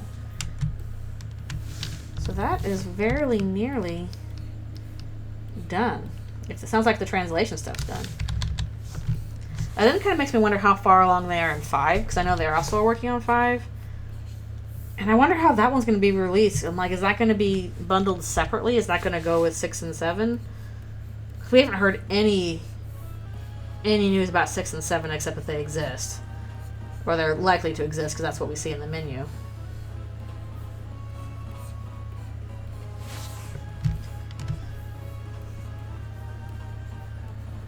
But no news on their progress yet, except for I'm sure they're written. They're planned out, just a matter of creating all the actual game stuff. Basically, I'm pretty sure all pre-production is done, but actual production is still yet to happen for many things.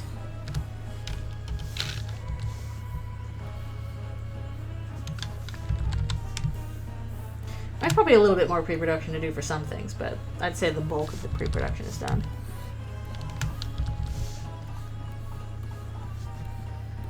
Stuff just takes a while to do.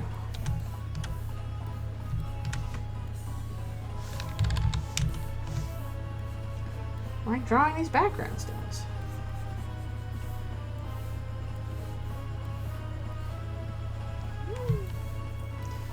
Nope, let me go over there.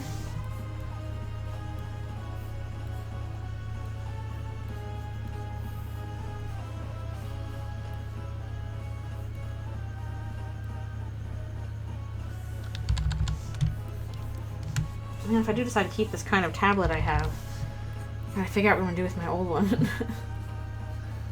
Right now it's just bundled together other computer stuff that's like, I had this previously and now I'm not using it. I gotta use it for something.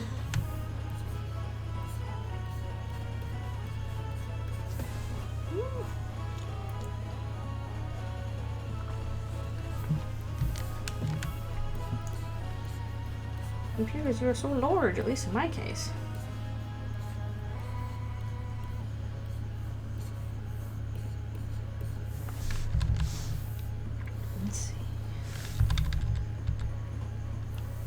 I'm not sure how much, still not sure how much cloud stuff I should do.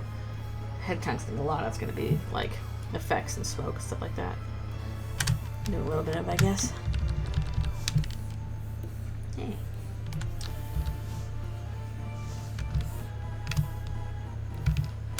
Should probably just do this.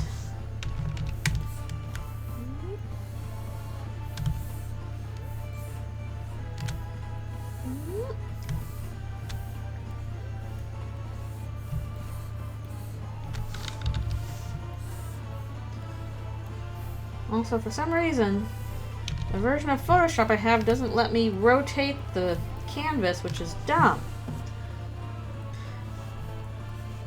Alright, thanks a bunch for coming to the stream.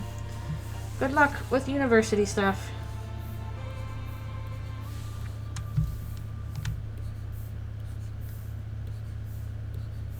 Appreciate you being here.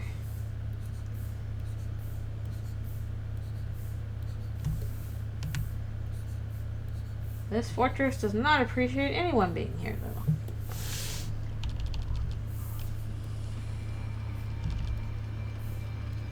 I'm trying to silhouette that out.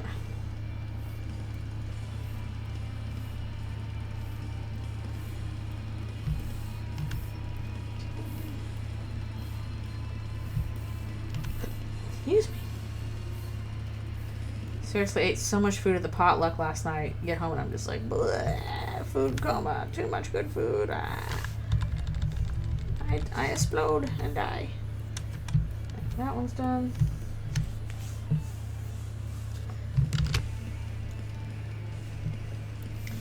Tells fun action shot.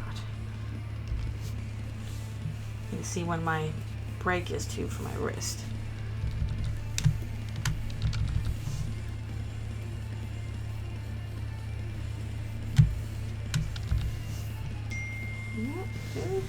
Who texts me? Nobody. I'm a thing below the map. Ah, no.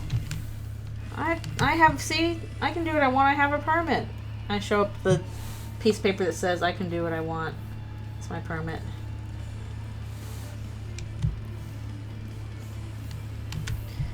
they don't like this building. They're going to blow it up.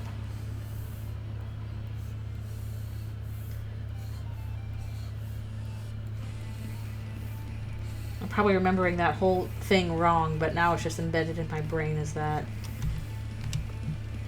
We were like, when I was a little kid, we were in some bus tour in Berlin looking at all these historic sites.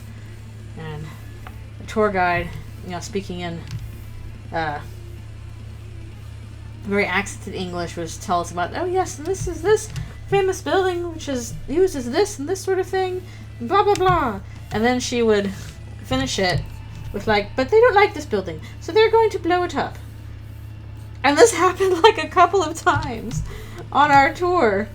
So us kids just caught on to that. We're just like, we don't like this building, so we're going to blow it up.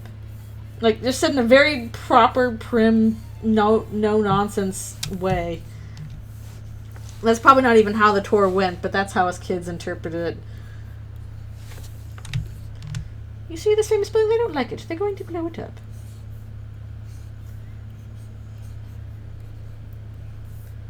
And it was Berlin in the 90s, so I'm sure there were a couple buildings they wanted to blow up.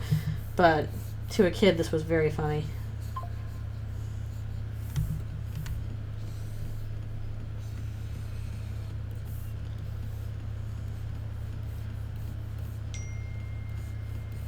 So now, I will just constantly think to myself, you know, you see this building?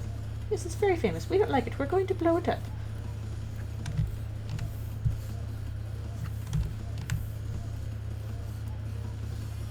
Somebody spilled stuff all over the streets.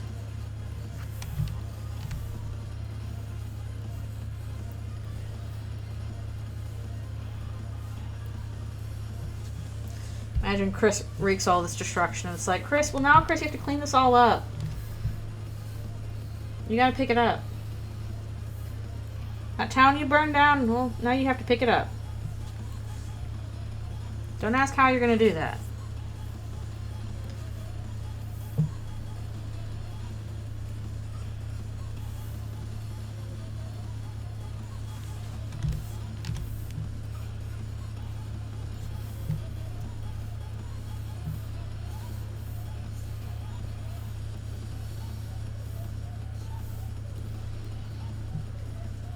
The devil was saying, pick it up, pick it up.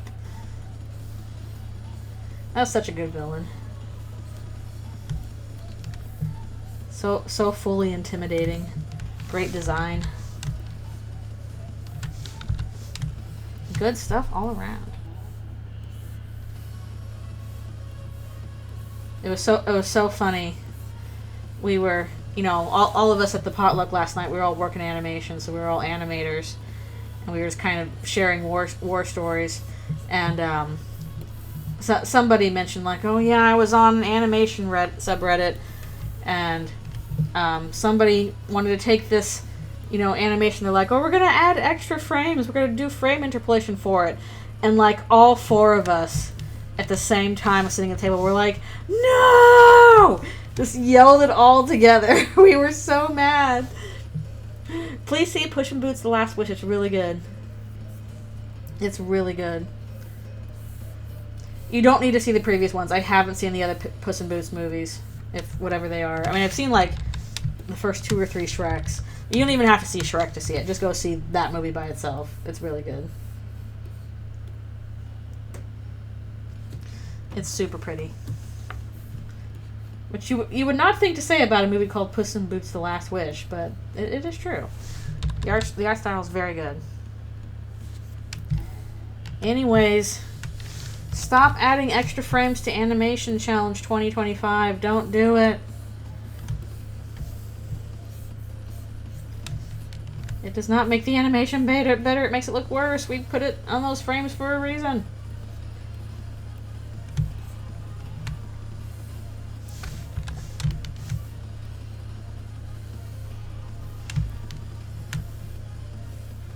It really must be some kind of weird thing where, like, people are just seeing it differently. People will be like, oh, this looks better. And I'm like, no, do you not have eyes?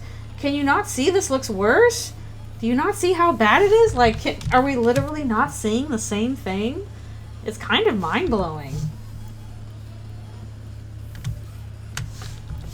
Like, if you show me any, like, regular animation and then here's the version that has, like, you know, we brought it up from, like, 15 frames to 60 FPS or whatever, so we added all these extra frames. Like, my immediate reaction is, like, this visceral discomfort. It looks, and I'm like, this looks awful. What are you talking about? And, like, do people just not see that it looks awful? It's so weird to me. I'm like, how can you not, how can we be seeing things so differently?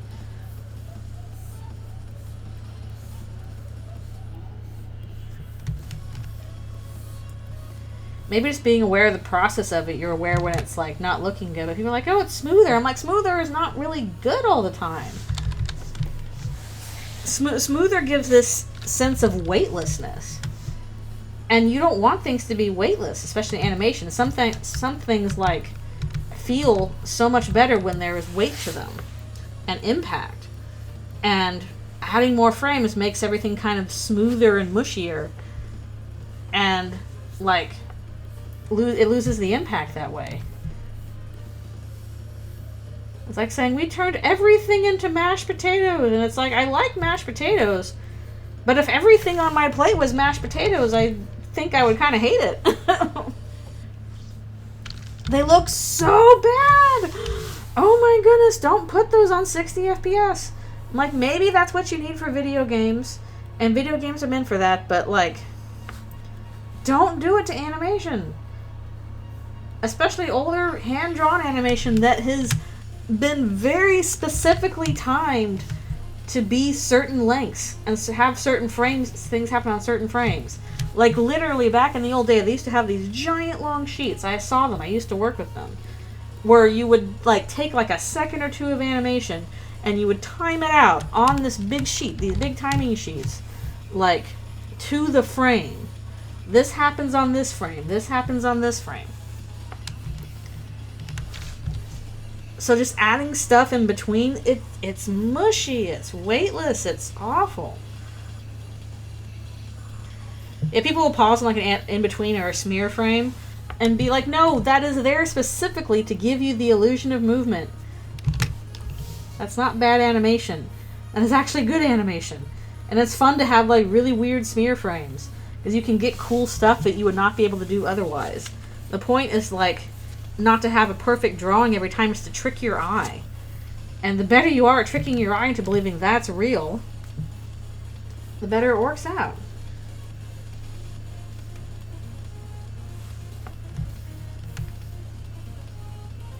It includes a lot of planning. Well, smear, it's not even less than a second. It's like a 15th of a second. Because usually a smear frame only pops in for, like, 1 or 2 frames. Unless, you know, you're doing a very vigorous kind of style with it. But usually smear frames only pop in for a frame or two to really kind of heighten that sense of movement. And the funny thing is, like, if you looked at something that was shot from real life, you would probably see a lot of weird smear frames too. If you picked out, like, some random frames from, like, a real life movie, you would get some frames that, like, look kind of like a blurry mess, and the characters look all stupid and wrong, and that's because it is catching for a second what we see naturally, which is, like, if things are in motion really fast, they're kind of smeared together in our vision. And that is normal and fine. The animation is just trying to mimic that kind of sensation that we naturally see and heighten it to give more, like, weight to it. I love a good smear frame. They're fun. Not everything should be animated like Family Guy, honestly.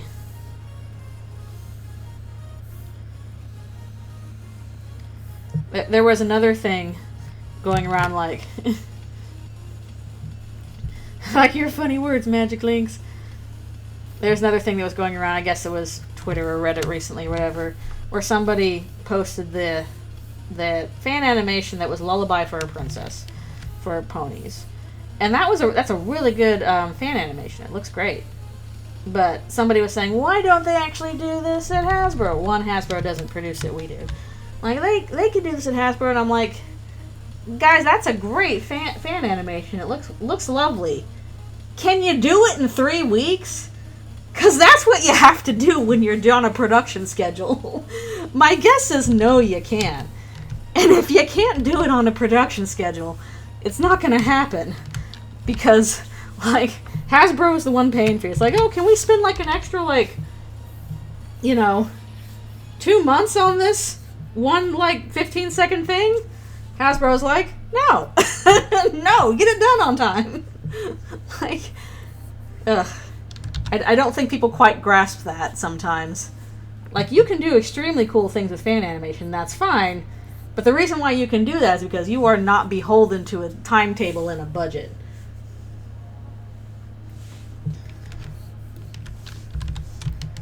That is a thing you have to consider when you are working on a professional thing. Is like, sure, I can do that. Do I have the time and the money to do that? I do not. Then it's not going to happen. You try and push it as much as you can, but you do have your limits. Oh yeah, yeah. Ponies had smear frames, for sure.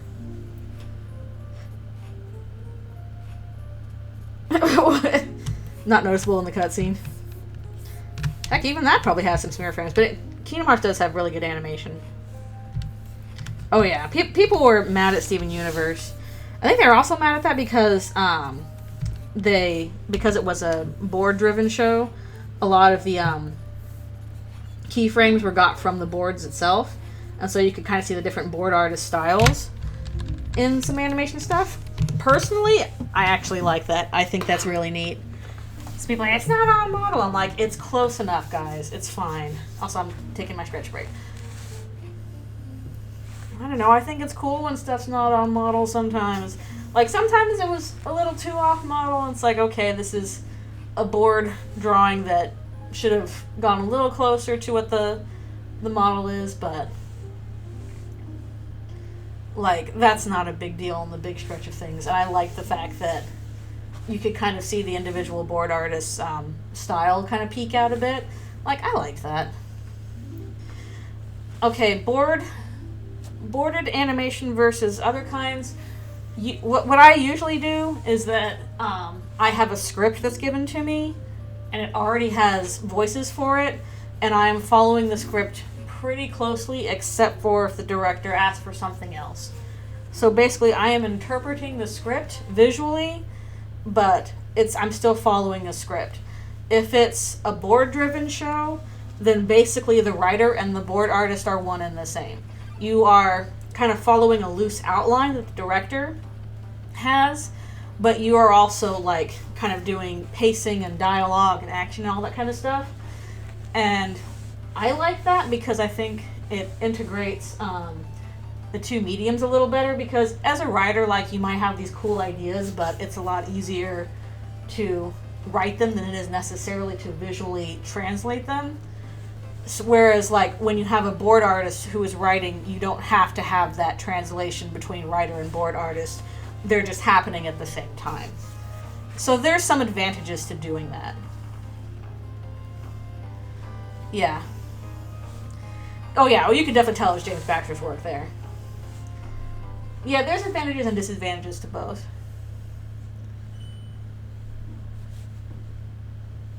I think the main advantage to board-driven animation is that because it's kind of closer to what you're actually doing, you are, instead of having to write down what you want and hope the board artist interprets your directions correctly, is like you, the board artist, are knowing what you want to do visually and can just do it. It's a little bit more seamless integration. The only issue is that obviously the voice might be a little bit different between board artists, because those all have different styles. I'm still working on Eldritchrune backgrounds. On the last page of them. Yeah, there are some pearls that I like and some pearls where I'm like, I don't care for that pearl as much, but that's okay. Again, I like seeing that kind of differentiation style. I think it's pretty neat, and I kind of wish more shows did that. Kind of wish that. But that's a little bit of a riskier endeavor for sure. Because a script you can more easily run by a client and they can have their notes on that.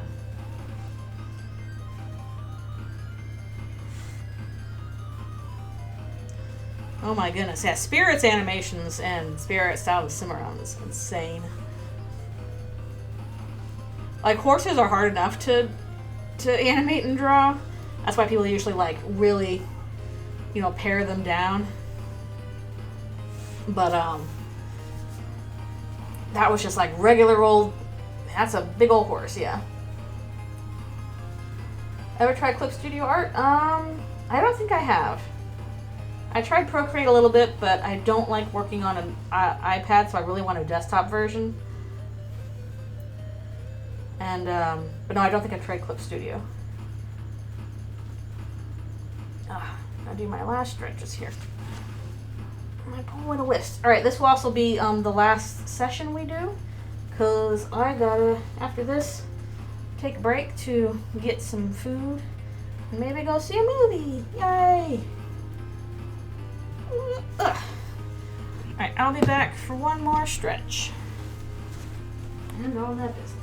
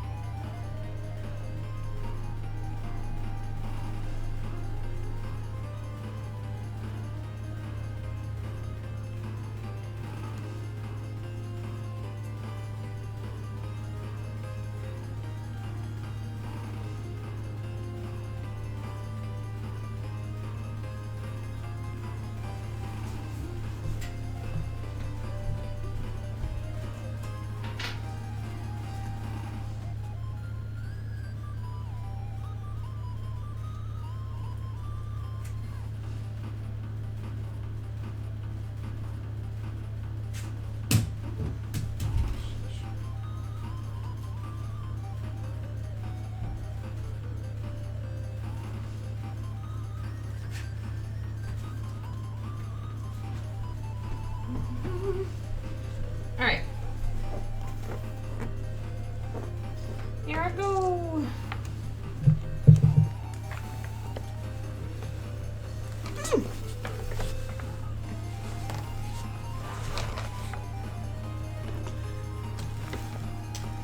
Alright, we're gonna do a little bit more. I don't know if we'll be able to finish all the pages before I have to finish. I really should finish by noon for various reasons. But we'll do our best.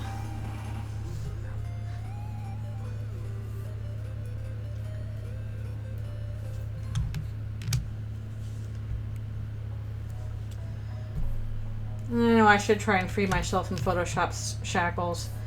And it's just hard because I've been using Photoshop since, like, it was version 4. Like, literally, like, 4 or whatever. I don't even know what they call it now in terms of versions. That's all where all my brushes and stuff are. So moving would be kind of a pain. Well, currently I'm not even in Photoshop. I'll transfer all this stuff back to Photoshop once it's all done. Oh, I'm hoping to go see Flow. I want to see that. I know that's how they get you, but that means they got me like 2 decades ago.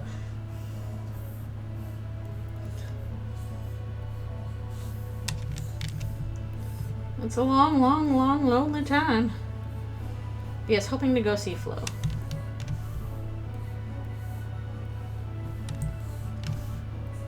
I would be willing to switch to Procreate if Procreate came out with a desktop version.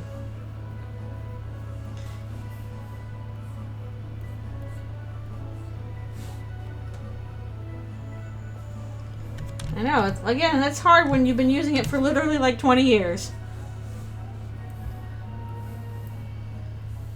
Again, important question. Can I import my Photoshop brushes?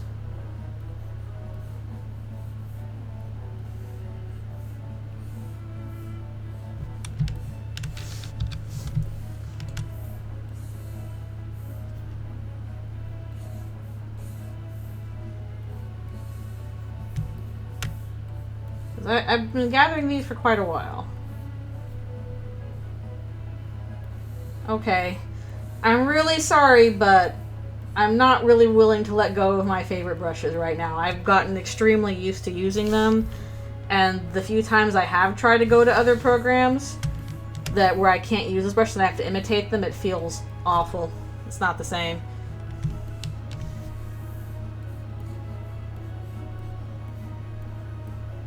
Again, I would be willing to move to Procreate if they came out with a desktop version. I'm hoping they do.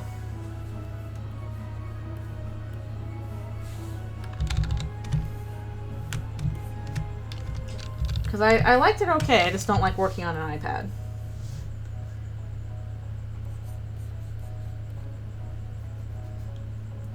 It's really good. I'm like, please, desktop version, please.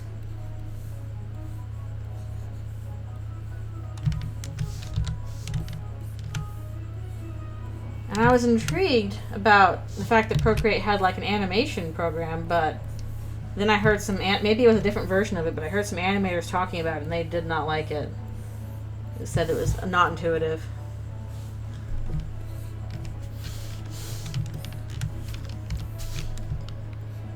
Yeah, I've tried to do work on an iPad.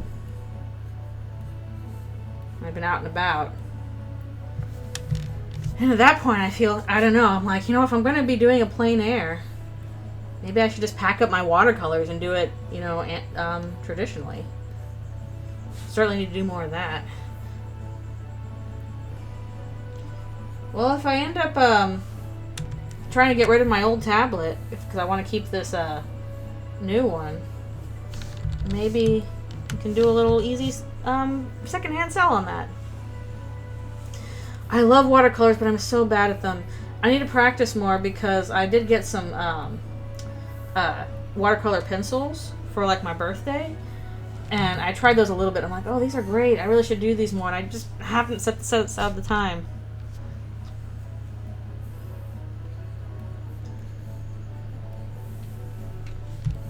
I will admit, something that would get me to move away from Adobe is like not having cloud services. I can't stand having to do that. Please just let me save things on my own computer, my own drive. I don't want to save to the cloud. I hate the fact that Adobe kind of likes, like, you want to save to the cloud? Are you sure? I'm like, no! I have a place for my file that is on my computer. I don't want my files to be on essentially somebody else's computer. Can Alfie's paint? Not really.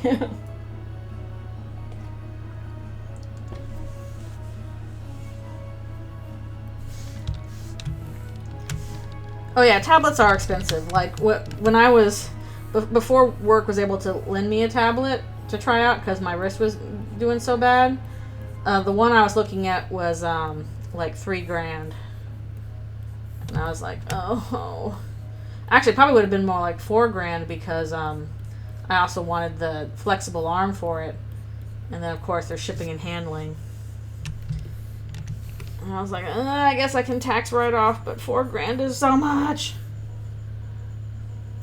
But yeah, I'll figure it out. I think I do want to keep this one, although I'm not sure how long I can keep it because this is a work machine. Not my machine, but at least now I was able to test it out before I dropped $4,000 on it. Okay. Being able to import my brushes was very good because I like my brushes and I like how they feel. I've been using them for a very long time. Yeah, that is the thing. At least I can tax write off. A lot of people can't do that. I am not a freelancer, no. But I do freelance work. Like, if I open up commissions, then that's considered self-employment income.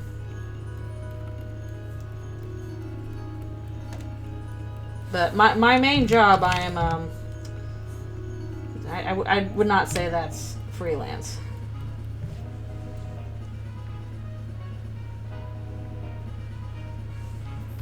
Okay. Well, if I have time to mess around with that, I'll see if I can do that at some point. It's a matter of, once again, time. Time is my enemies!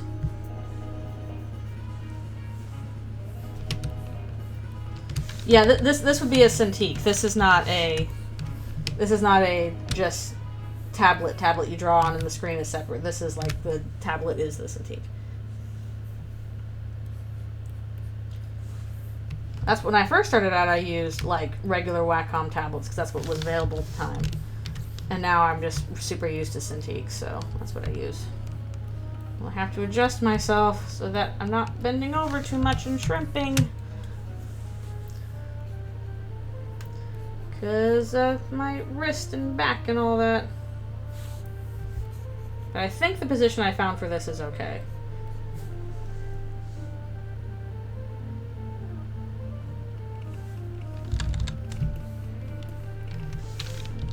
I was saying a Cintiq might be better for you than like a cheaper tablet, because the cheaper tablets are not a screen. They're a tablet you draw on and the screen is separate, whereas like a Cintiq is you draw on the screen directly. That might be better for you if you're used to drawing traditionally. It just takes some practice because the screen is not textured smooth.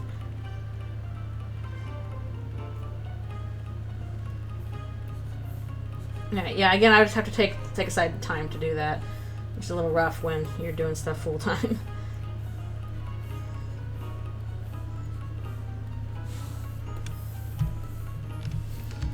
But Adobe is definitely obnoxious. Not what I'm using currently, but I use it for stuff when I'm not using this.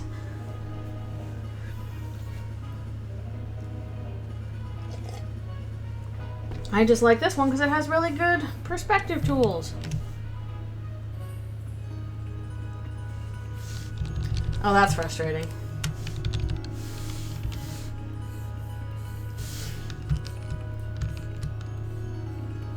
To be honest, if I did want to try animating, I would just do it in this program, even though this isn't really intended for animation. This is more specifically for storyboards, animatics. I don't know how well it's timed out for animation, but, you know, close enough.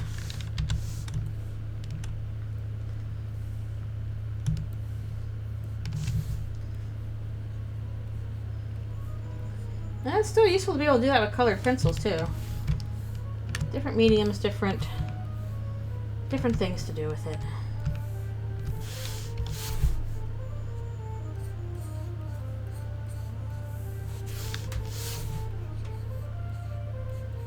We'll see if I can get to that.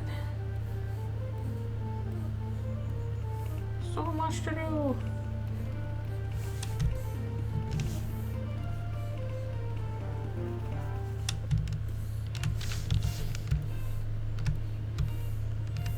It's so funny because I know that Photoshop started as like photo editing, but artists definitely picked it up. And since then, nobody's been like, oh,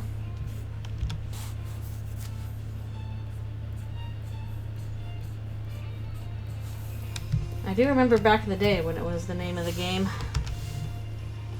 There were not that many options. There are more options nowadays.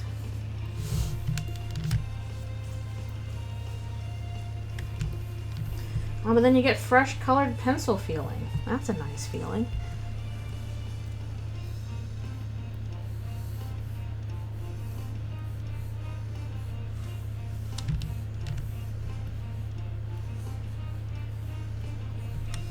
I feel like I probably need to make like a sand brush for what I'm doing next for the Jevil fight, because I'm like, do I have a sand brush? I probably do, don't I?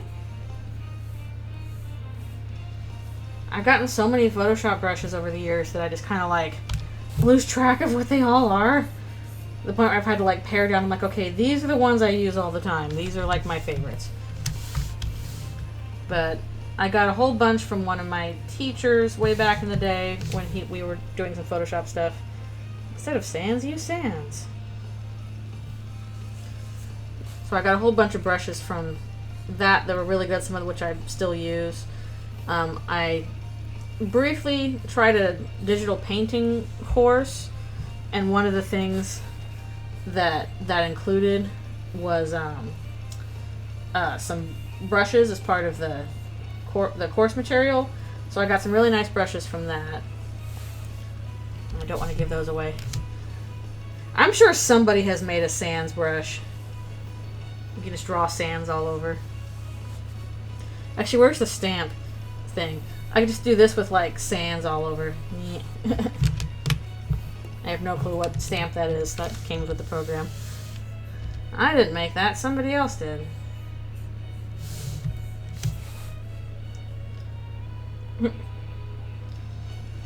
It makes the oh, that would get obnoxious. It's just as you're drawing your thing across. That ain't Chris. I don't know who that is. This is the stamp tool, which I have not used. Suppose it's for something, but I haven't investigated what.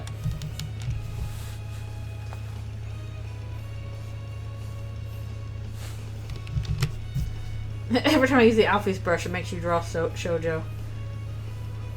Big sparkly eyes. Oh, Undyne.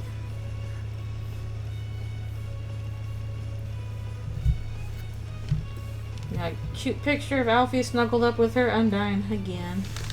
He's been doing lots of snugglies lately.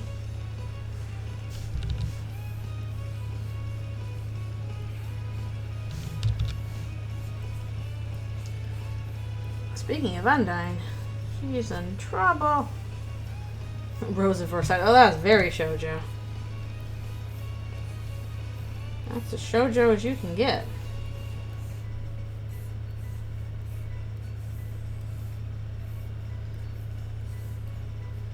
I don't know if Alfie's would go quite that shoujo. I feel like she kind of go like a card capture Sakura kind of style. Burly frozen chicken nugget.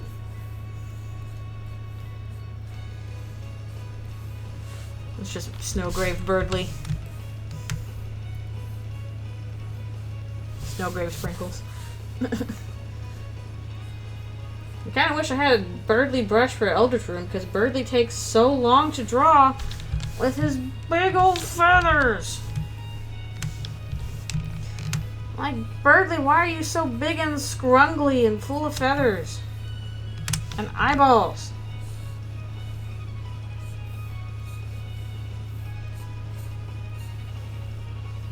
Birdly probably is the one eldritch creature that takes the most time to draw, or at least the most time to clean up.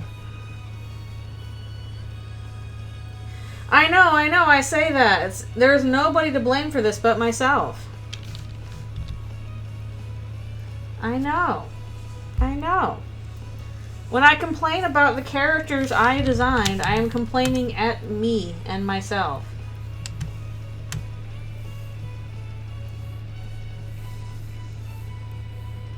And my own dang choices. Curse you, past Lynx! Exactly. You did this to me! Has to be especially like, hey, it'd be fun if we drew the entire ending. Oh, no, it's 20 parts long. Ah! We're gonna, like, just miss, I think, 'cause I really do gotta stop at noon. I'm gonna just miss finishing the last page. But I can do that later. And the next time we visit Eldritchrune ending stuff, we can maybe go on to character cleanups.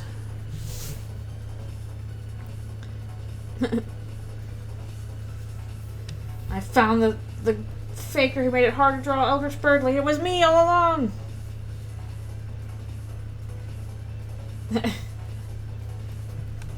I know.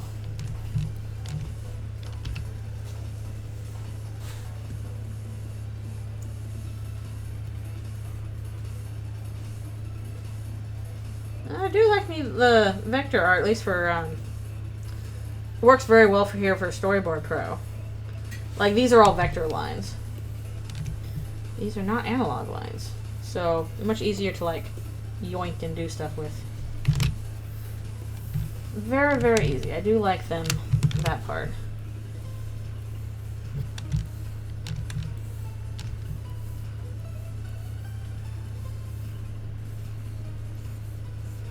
when they first like came out with vector lines or whatever, I just did not like those because it felt so hard to edit them because you had to like do it along, you know, really steady curves and all that kind of stuff, kind of plan out each line, and it was just kind of obnoxious.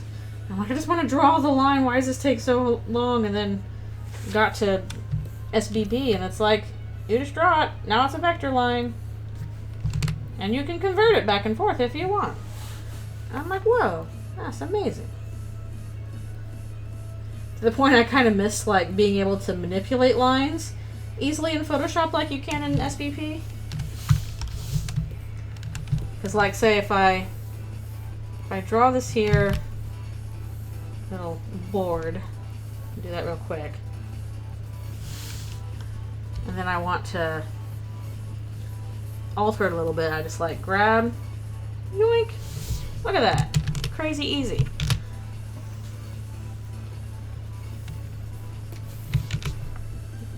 That is something I wish I could do with a regular drawing program.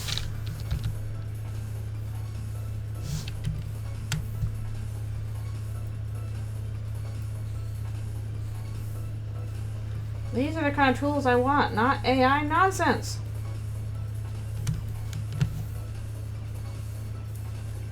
I don't want your silliness. Your lake guzzling silliness.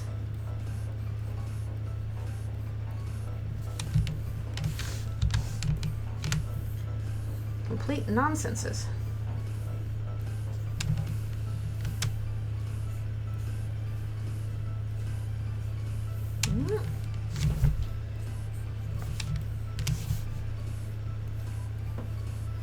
I kind of wish that Storyboard Pro was also just like an animation program in of itself, but I know. Again, it's not super specifically designed for that. I know, you can exploit more. What if I don't want to exploit people? What if I want to make stuff? What then? Nice, nice. Well, the event was fun. Everybody's so talented. Again, crazy amount of work just for a showcase. Let alone, here we're just showcasing other people's projects, and also the showcase is its own project. That's crazy.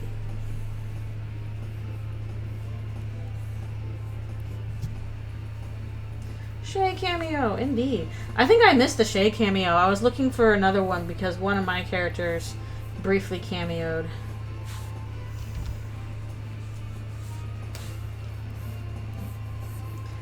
I will say, if I look at Clip Studio Paint, it's not going to be today. It's not going to be anytime soon because I'm busy. I will look at it in time when I have the time. But the thing with new programs is that you have to actually spend time playing around with them, and that's not something I quite have time to do right now. Not if I want to finally get done some of these comics that I've been doing forever, as I've been waylaid one way or another. And yeah, I guess Shay has been more active in fan project stuff, which is cool. I know they're also doing stuff for like the Terraria. I cannot pronounce that ever. The Terraria Calamity mod. But yeah, I think they've also been doing more voice acting and cool stuff like that.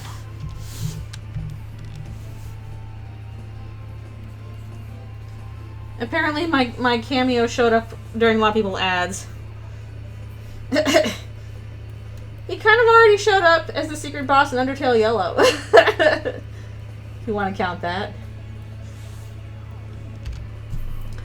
The secret final boss, the only way to beat that final boss is to go as fast as possible. You will need the punch card. Shay? Big Shay. Sean's like, if you have any, you cannot hope to beat this boss without the punch card. You will need to skip all the dialogue. There's lots of it. Macro Shay. His character did get dragged away. That was the lesson. Don't be a voice actor. In the UTDR community, you will get got.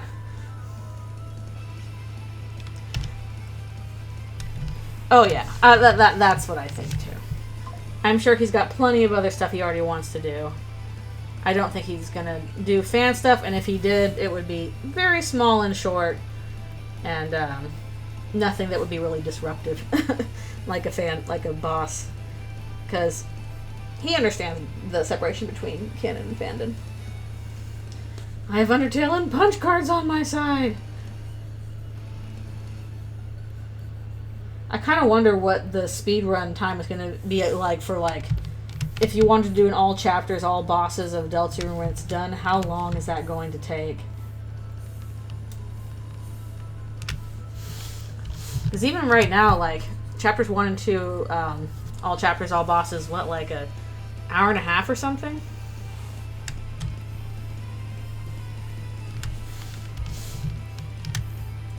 You will get got by the scary void.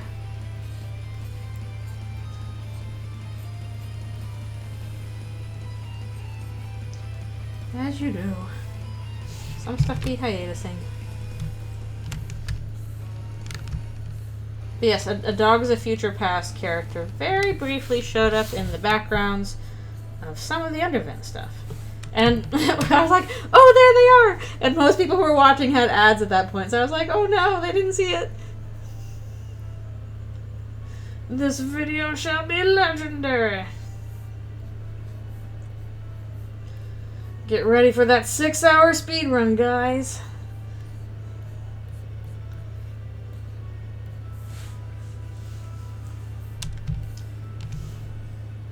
Everybody, it was a very small cameo. I don't think a lot of people remembered that it was Dog's Future Past, but they were there in the background for a shot or two.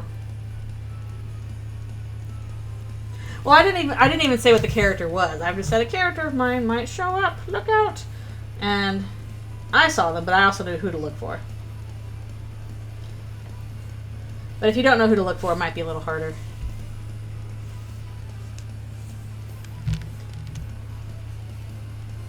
You can always rewatch and look again. At least like the first walkabout part. I'm like, I have so many cameos. I'm going to try and see what I can recognize. Oh, I'm pretty sure we'll be able to finish the chapters in one day. I might take 2 days. I don't know, maybe. Maybe I'll try and get through them all in one day. But I want to be, like, thorough about it.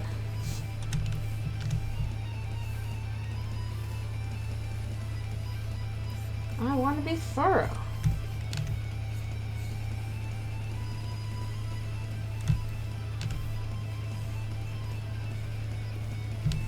I just want it to not be... I want it to be a convenient time for me in terms of work. Toby, please just let me know when it's coming out so I can set aside time for it. I'm an adult and I have a job, please. Exactly. I'm just like, please tell me when this is so I know. I'm like, okay, work, goodbye. I'm taking some vacation days. I gotta go play the game. Away from spoilers.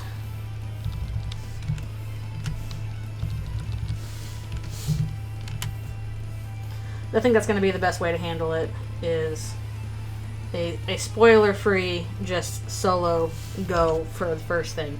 I am going to record my blind reactions to my first go, but I'm not going to stream it. I don't really want to have to worry about, like, performing to an audience. I want to just, like, experience the game. But I'll, like, talk about what I think about it as I'm playing it, so you can get, like, you know, first laughs and first shocking things, and me being like, I don't know what I'm doing, I'm lost. Ah. I want to play Eldritchrune first. No, me first. Mommy's playing Eldritchrune. Mommy, when will we be fed? I have to play Eldritchrune first. No, just responsibilities to me.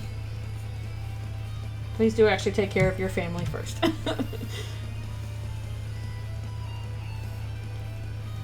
So my secret hope is June 21st. That would be perfect for me in terms of timing with my work schedule. But times in April, May, or other times in June would be good, as long as it's not the end of July or the beginning of March. by Eldritchrune with them. There you go. Come on, child, you can do it.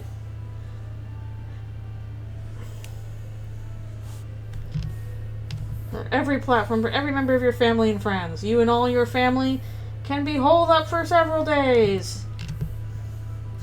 Mom is on the PC, Dad is on the Switch, you are on the PlayStation, and little Billy is on the Xbox, although I don't know what's going to be on the Xbox actually. Probably, right? 3-year-old beat Jeff already skill issue.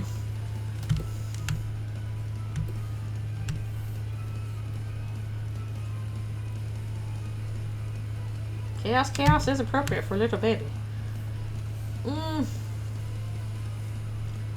I'm so close to finishing. But. Can we scrape through? The last panel has a lot of stuff in it. Also, whenever we get trailer or whatever for the next chapters, I'll probably do my replay of chapters 1 and 2, and that I am trying to think if I want to do on stream or not, but I'll at least record it. You are not my son.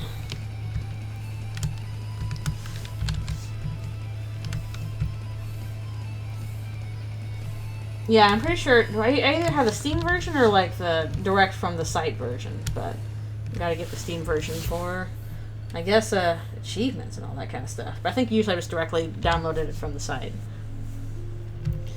You have to trans your gender. Noelle says so. You don't want to disappoint Noelle, do you? You better get to transing.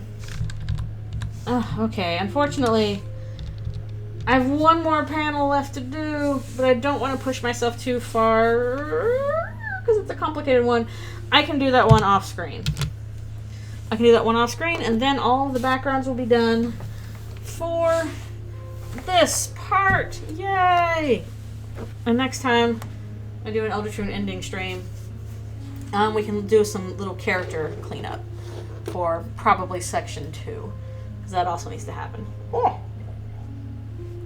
But yeah, actually no, I gotta mark my progress. Alright, grab all that. There, that means it's done. Yay! Gotta get that last one done, and then we'll have all the backgrounds for part 3 cleaned up. We'll have to do shading for them later, but that's just another stage in the wall. Another stage in the way. Phew. Yeah, unfortunately I'd have to stop around noon like I said I would, because I've got quite a few other things to do today, including perhaps a movie, and that'll be fun. But woo, thank you guys so much for coming to this stream and chatting as we got through these backgrounds. Hopefully next time we'll have some more character stuff to do. And I'll also keep working on the Jevil boss battle that's still coming along with anything else in the pipe. So yeah, thank you guys so much for coming and for chatting with me and all that goodness. And I hope the rest of your day goes well. There will probably be more also Outer Wilds on Friday for game stream stuff, since I'm getting close to the end of that. But yeah, we're done for now on this. You all have a great day. Thank you again. And yeah, I will see you all next time. Alrighty, see you later.